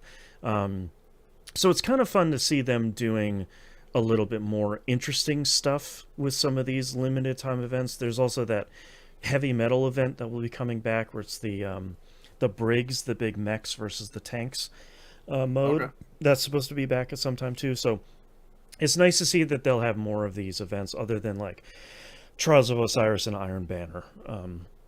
So we'll see how that stuff continues to go. I did like one more story mission, and I talked about this on Pup, but like, I think it's the first time in Destiny history that I'm saying that there might be too many missions in this expansion, which is like a really wild thing to say. But all of the part of what I like about Destiny expansions, especially in Destiny, for most of Destiny 2, is you get really wild experimental stuff. So you get missions that you go and you do only once, or you fight a boss that's really interesting only once, and it's nothing you've seen before. I'm not getting that in any of these missions, and it looks like I'm about 2/3 of the way through the expansion now. What you get is you fight like 2 or 3 waves of enemies, and I'm like starting to repeat areas in a lot of these missions, which is a real bummer. You fight a bunch of waves of enemies, then you have to go solve a puzzle or two with like either the Metroid Ball or the Portal Gun, or I got the last upgrade now, Mattermorph, I think it is, where you have a grenade that like moves stuff around the environment. So basically, like, you throw it at a wall and it makes a platform, and that's really the extent of what it is. So you solve a puzzle with one of those things, or a combination of them. And then like you run into a boss, you take 1/3 of the boss's health bar down, and then you have to use one of those tools again to then take the boss's health bar down, and then you kind of rinse and repeat, and the mission's over.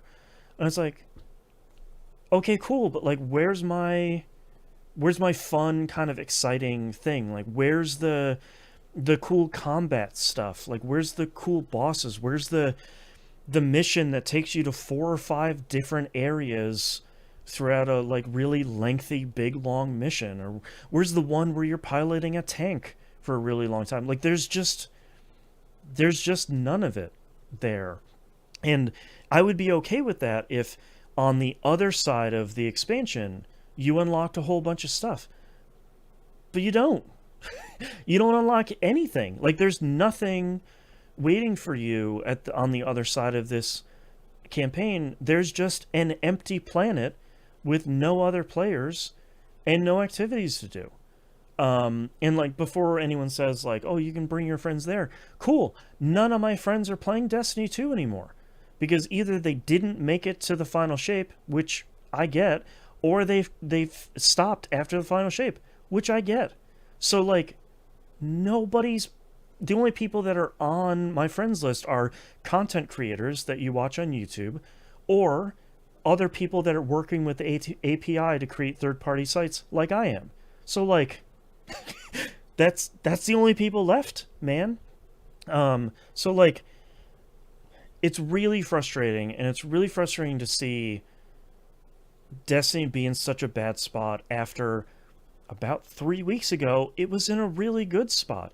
And then now that people are, we talked about the power level grind before, where like getting up to 200 is kind of the goal, and then anything above 200, whenever the next major update or expansion launches, they pull you back down to 200, and then you climb back up again and you get further, which begs the question, why should you get higher than 200? And the answer is, I don't think you should.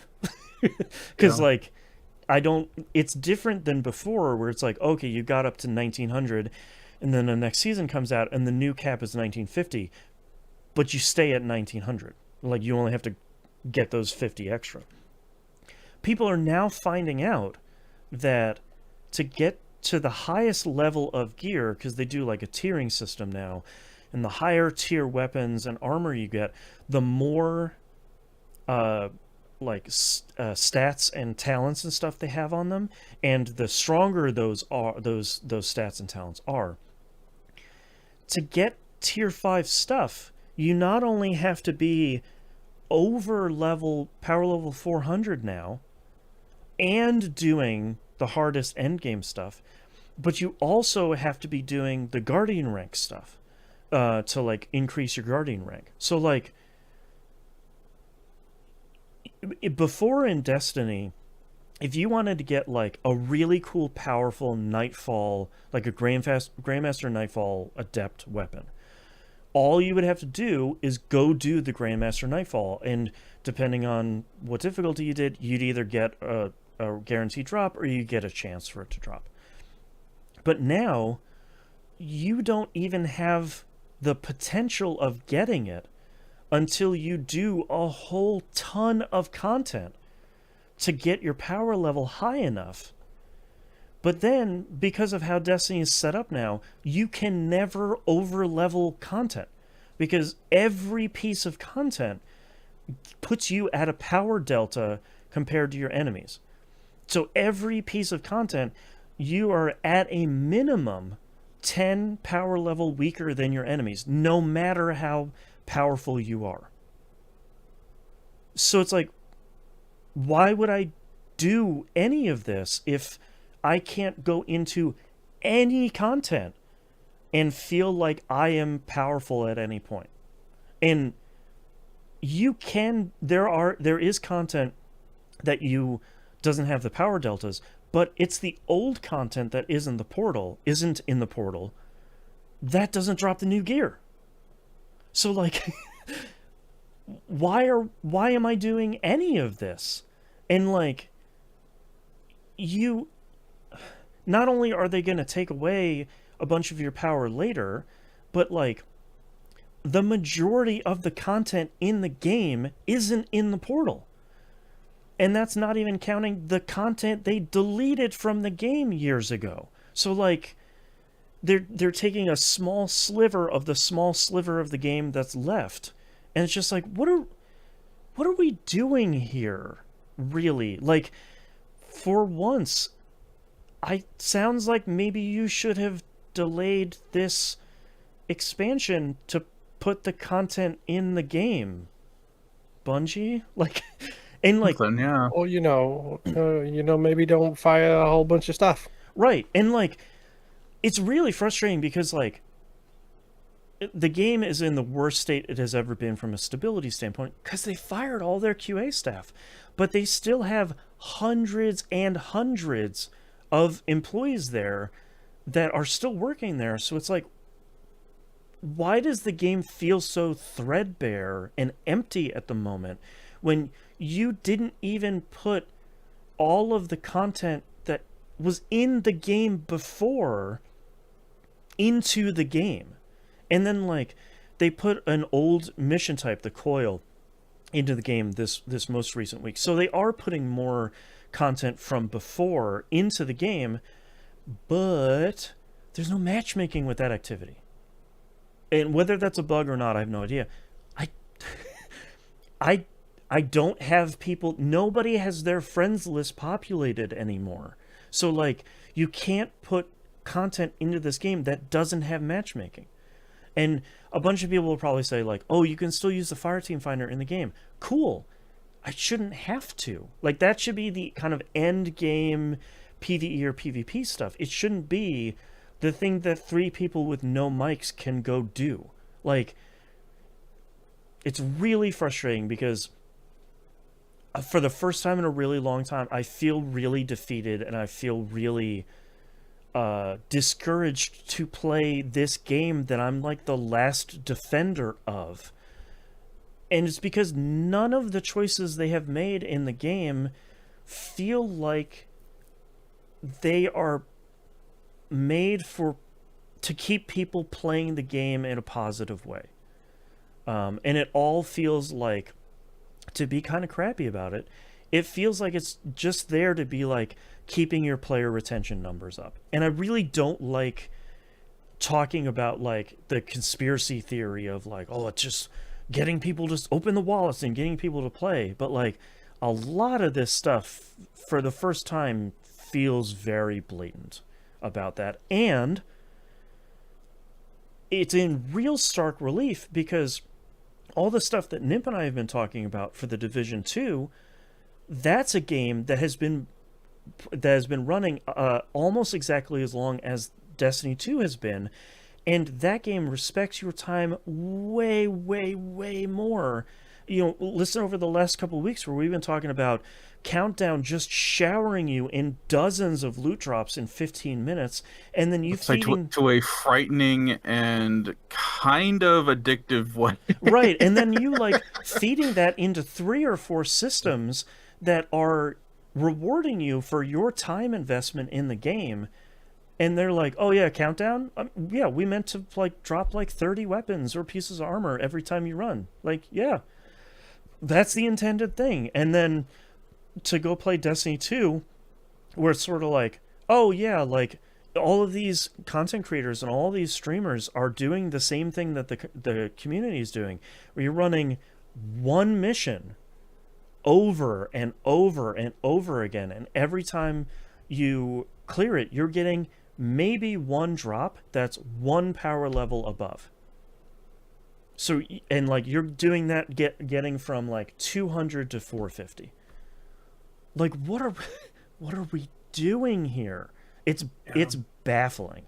And I'm really at the point where like I'm thinking this is probably the first reward pass, season pass I don't complete. And I'll complete the campaign, but like I'm not running it on either of the 2 higher difficulties. I'm not sure if I'm going to go get the exotic weapon, which is basically just the service revolver from Control.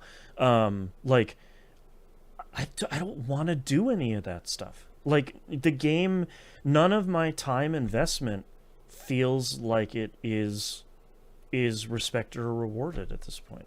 So, like, why should I go do that? I don't have a good answer yet. In my heart of hearts, I hope that Bungie can get to the point where they can strike a good middle ground, because I think a lot of the systems they're putting in could have good long-term effects for bringing new players in and kind of retaining current players for the long term. But at the moment, it's just sort of like, I don't know why I should do any of this, I think. And that's a super bummer. I don't. Unfortunately, there's no silver lining at the end of this. That's been kind of my time with Destiny 2, is me playing it, and kind of getting grumpy and being like, what am I doing? Like, I have all this other stuff I could be doing or playing or reading or watching. Like, why am I doing this? And I don't think that's the position you want to be for a live service game, pretty much ever, I think. So, we'll see. We'll see. Fairware in chat says, does it feel like they're trying stuff for Marathon to use? I don't think so, really, because like playing in the Marathon Alpha, so many of the systems in Marathon felt so different. Of like you pledging yourself to a corporation and then like leveling up that corporation, getting rewards and benefits from that sort of long term. Like it feels so different from a lot of the systems that Destiny 2 currently uses or it sort of just introduced. So like I don't get it, man. I don't really know. So anyways, we've been recording for a super long time. That's all I'm playing this week. Let's take a break. Yep. Be right back. Okay. Gotta ban someone here real quick in Twitch. Oh, I already banned them. Oh, okay. Did you report them too? I can, yeah. Okay. Yeah, if you could. I've actually I get this stuff on my my personal streams too. Twitch.tv/ChansonPlays. And it's always really funny. Like I'll report it as spam and then block them, and it's very funny that like maybe maximum 5 minutes later I'll get a message from Twitch or like an email from Twitch that's like, "Hey, we saw your report. We're gonna take a look at it. Don't worry." And then like seconds after that, it'll be like, "Yeah, we banned that person completely. Like we actioned on that report." It's like, hell yeah. They'll sign up for another one, but like, hell yeah. I like it. We're definitely not doing the news story this week. Yeah, I saw that too. We'll do this and get it out of the way. Oh man. It marked them as a suspicious user. Oh. That's true. Oh man, just a couple weeks until my kid goes back to school. Looking forward to getting back into that routine. That's crazy. Yeah, because my kids, they go back 2 weeks. Yeah, 2 weeks on a random Wednesday, or 3 weeks technically on a random Wednesday. It's always funny that they're like they don't go back on like a Monday or anything. It's like I know the teachers have like some time to like set up and get training and stuff, but like wasn't that the week before they come? I don't know. It would make more sense if it was like 3rd, 4th, and 5th grade go the whole week, and then like 1st and 2nd grade they go for 4 days, and like pre-K and kindergarten they go 2 days to like get them back on the schedule or something. But it's weird. Yeah. I never understand any of that stuff. It's not for mere mortals to understand how the school board does their dark business. I don't really care, but yeah, I usually don't really care though either. They're building over by my kids' school. They're building yet another like really really big housing complex. I think it's gonna be like 200, 300 some houses, but they're not building another school over there. So like the 2 schools that are nearby there are already way beyond capacity. So it's like, are we gonna build another school? Can we build like at least a park? Maybe something bigger? Yeah. Something? Faber asked, do we need more houses? I don't think so. I think we need the houses that we have to be affordable and not be in the hands of like BlackRock and Redfin. I think that's the biggest thing, is that everyone for the longest time is like, okay, there's not enough housing for everybody, and then when everyone started digging into it, it's like, oh no, there's enough housing, there's just not enough affordable housing. So then you saw that shift of everyone saying that.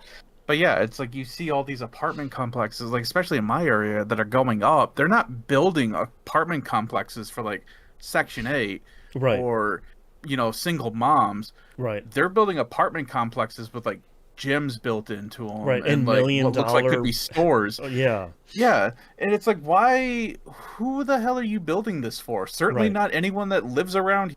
Like, right. Like it's not Manhattan, man. Like, yeah, like we are so far past like needing legislation for you need to ban corporations being able to buy houses. You need to ban corporations being able to buy apartment units, and stuff like that. Like this stuff has to go into the hands of actual humans that are going to live there. Like Airbnb is like a whole separate thing. Like that, there needs to be some restriction on that too. Like this housing has to be more affordable so actual people can live in it. Because right now, yeah. nobody can afford it. Like we got lucky with the house we bought at the time we did, because if we had even waited like a month or two, we wouldn't have been able to afford this house. Like, Look, my wife and I talk about that all the time. It's like we shouldn't even have been approved to buy this house, but yeah, we ditto. were. So, I mean, it's not like a cost thing. It was more of just like this is like a over 100-year-old house that we're living in, which was why we got it so cheap, and we were buying it from people who, like their mom lived in this house. She had recently passed. All of the kids were like 60, 70 years old. So they were just looking to get rid of the house, and they Right. were just looking for a payout on it. Sure. And for some reason, all of the kids had decided that we were, out of all the people trying to get this house, we were about to have, or we had a child. We were another child. So they were like, okay, an up and coming family, yeah, we'll sell to them. Yeah, exactly. But we had all of the lucky stars aligning at Yeah, just the exactly. right time between like military loan and all this other stuff, that it's like it all just hit just right, and we were able to get this house during a time of a housing and market crash. Right. And at the time, like I think I just landed my first main time production job, and I was working like 80 hours a week, and my Yeah. wife was still working at Target going to school, so it's like, how we got this house, we don't know, but we don't question it. Well, and like the only reason we bought, well, one of the major reasons we bought this house is my mother-in-law was still living with us at the time, and it's the only one that kind of met her mobility needs at the time. So like if we didn't buy this house, like I don't know what we would have been able to afford that like had a bedroom and a bathroom with no stairs between them on the same floor, because it was like it was almost impossible to find.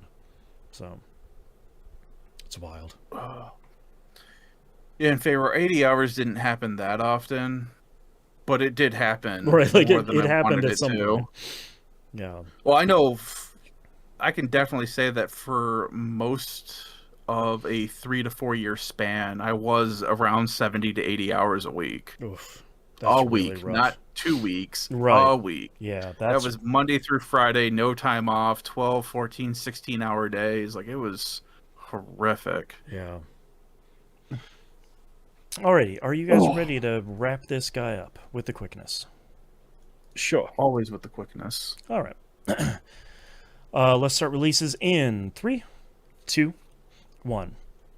Let's talk releases for the week of August 4th, 2025.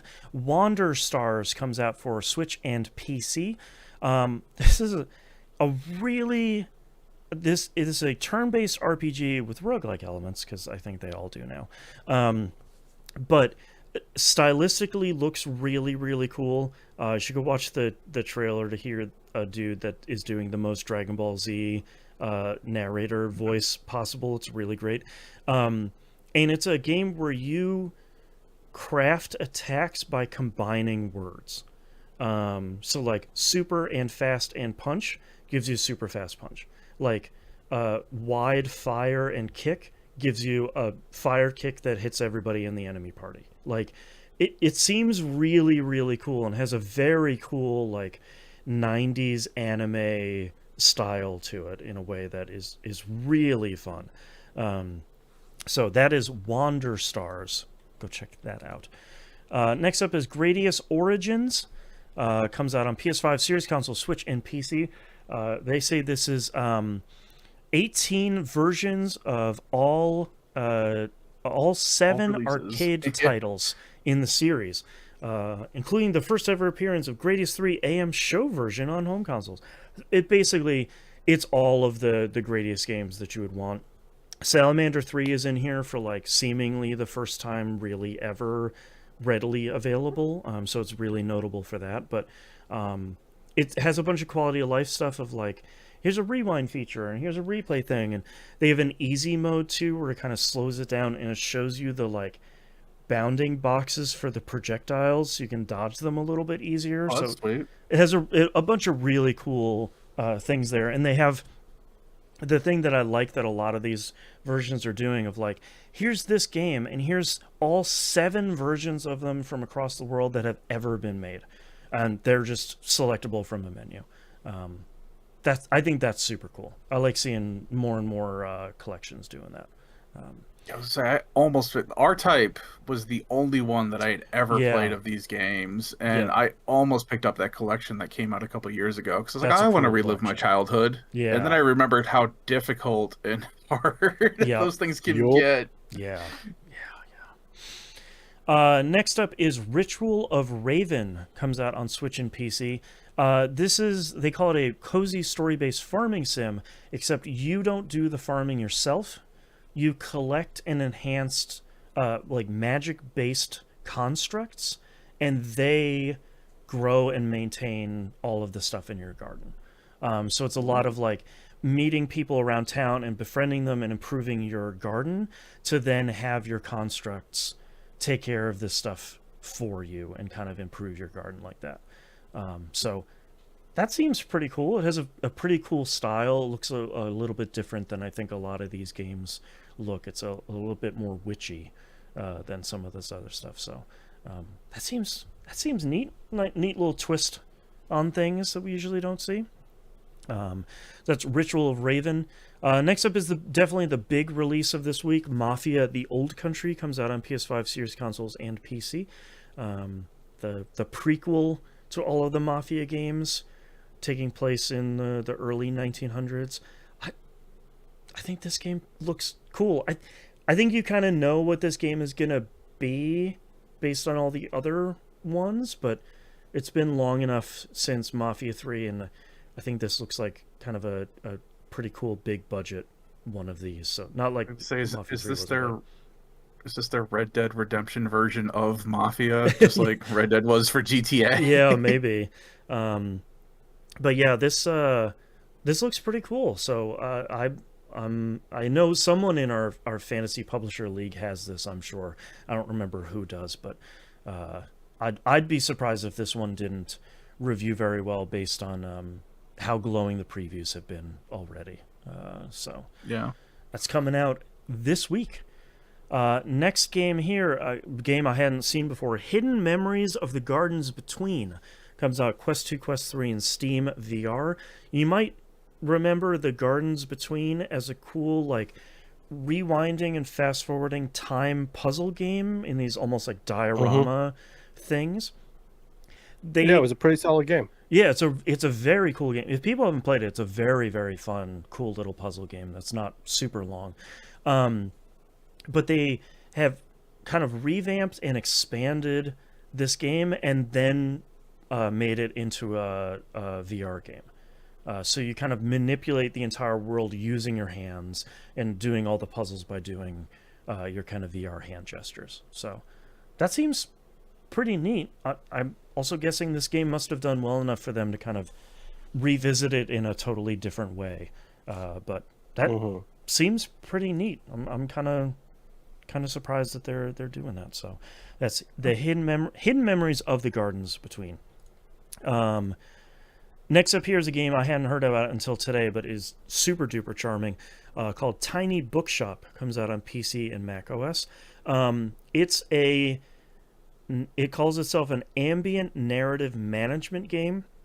You basically have this little tiny bookshop you're trailing behind you on your car, and you're tasked with managing the books and like the genres and the totals and all that sort of stuff in the bookshop you're running, and then kind of doing little quests for people that are like, hey, I'm looking for a book about this, or I hopefully you can carry books in this genre, and then like designing and painting your little bookshop and stuff. So That's cool. I think that looks really cool and looks one of those games. I know like cozy games is kind of a descriptor that people are pushing back on. That I think this is one of those games that's like, yeah, that looks like a super cozy game. If you're looking for something that seems like lighter lifting but kind of story and puzzle focused, I think Tiny Bookshop looks pretty cool. Chained Echoes Ashes of Elrond, the DLC for Chained Echoes, comes out this week on PS4, Xbox One, Switch, PC, macOS, and Linux. I totally forgot this was going to come out because I unfortunately never finished Chained Echoes, even though I really, really, really liked that game. But it looks like they are putting out what appears to be a fairly significant piece of DLC for this. And it, as far as I can tell, it's post-game.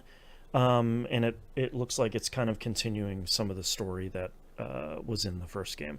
Because the whole description here is like, Eldria is calling once again, and like the Crimson Wings are needed again, and stuff like that. So I'm assuming it's post game stuff. So this looks cool. I'm curious to see what they're gonna do with an incredibly cool RPG, and I'm also very excited to see what that team is gonna do next, because it's a very small team that made a very cool RPG.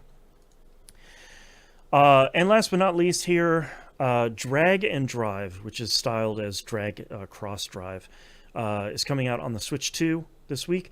This is the wheelchair basketball game that for some reason Nintendo is like, no, it's not a wheelchair.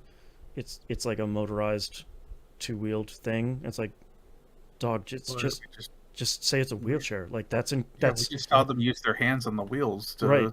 It's a wheelchair. Like, that's an incredibly cool thing. We've never had a wheelchair basketball game, so don't be like, no, dog, that ain't me. It's like great. like lean into it, man. So this has looked really cool. It uses the Switch 2 Joy-Cons in mouse mode for you to like basically control each one of your hands as each one of the Joy-Cons. So previews have been interesting for this so far. A lot of it has been like, I think this game is going to be cool, but I need a lot more time with this game, like at a disc at home, to get a handle on how to play this thing. Like, I can't play this at a press event for 20 minutes and get a good idea of how this is going to go, which, sure, man, fair. I get it. So that's coming out this week. And that's all of our releases. And we've been recording for almost 3 hours, which means that's the end of our episode. Thank you very much, everyone, for listening. If you'd like to visit us, you can do so at tvgp.tv. Everywhere to find and follow us is on the right-hand side of the page. If you'd like to be a supporter of this show, since the show is listener-supported, please visit us over at e1m1.cash. The ones and numbers. $5 a month tiers, recommend one. That gets you everything. Anything above and beyond that is for your rich friends. If you can't support us financially, please go follow us on YouTube. Everything that hits the public feed has a video version of it as well. And leave positive ratings and reviews and all of that stuff on your podcatcher of choice. That really does help a whole ton. I think that's it. So we'll see you all next week. Bye. Bye. All right, Nimp, what are your titles? All right, I have GDU Boston, The Show, Certain Chaos Agents, Over My Death Pit, Glass Soul Bowl, Hiding from the Nun, The Monster Hunter Quandry, and Power Delta. All right, Moon, what do you have? Oh boy. Non-morbid suggestions. Masochists, you can say it. Oh no. I didn't touch it. Over Death Pit. Catch the Spider. LIFT with dot between. And Errant Swears. I have my fingers are on the keyboard. The Mission of Moon, 5s and 0s all the way down. The Monster Hunter Quandary, and Over My Death Pit. I think the Monster Hunter Quandary is kind of my leading thing. The Mission of Moon, I mean, it's pretty solid. yeah, Mission of Moon I think would have won until the Monster Hunter Quandary. I think that one is really solid. I am ready. Okay. I'll circle it. Unless Moon wanted to fight over a different title. No. No, Moon just wants to fight those good. monsters for their delicious meats and scales. Yeah, but I'm also thinking about a dumb double reference here. Oh, a double reference. I like that. Okay, I'm ready. Okay. Let's get started in 3, 2, 1. This is That Video Game Podcast, episode 928 for August 4th, 2025. The Monster Hunter Quandary. What is your weapon of choice? Make sure you move without rhythm to not attract the worm. 1% drop rate isn't horrific. All right, thank you very much, everyone, for listening and watching. Thank you so much, everyone, for hanging out for an incredibly long episode. But sometimes we got longer ones, sometimes we got shorter ones. But they're all good. Mhm. And it'll be good next week, too, so I hope we see you all there. See you next time. Bye! Bye.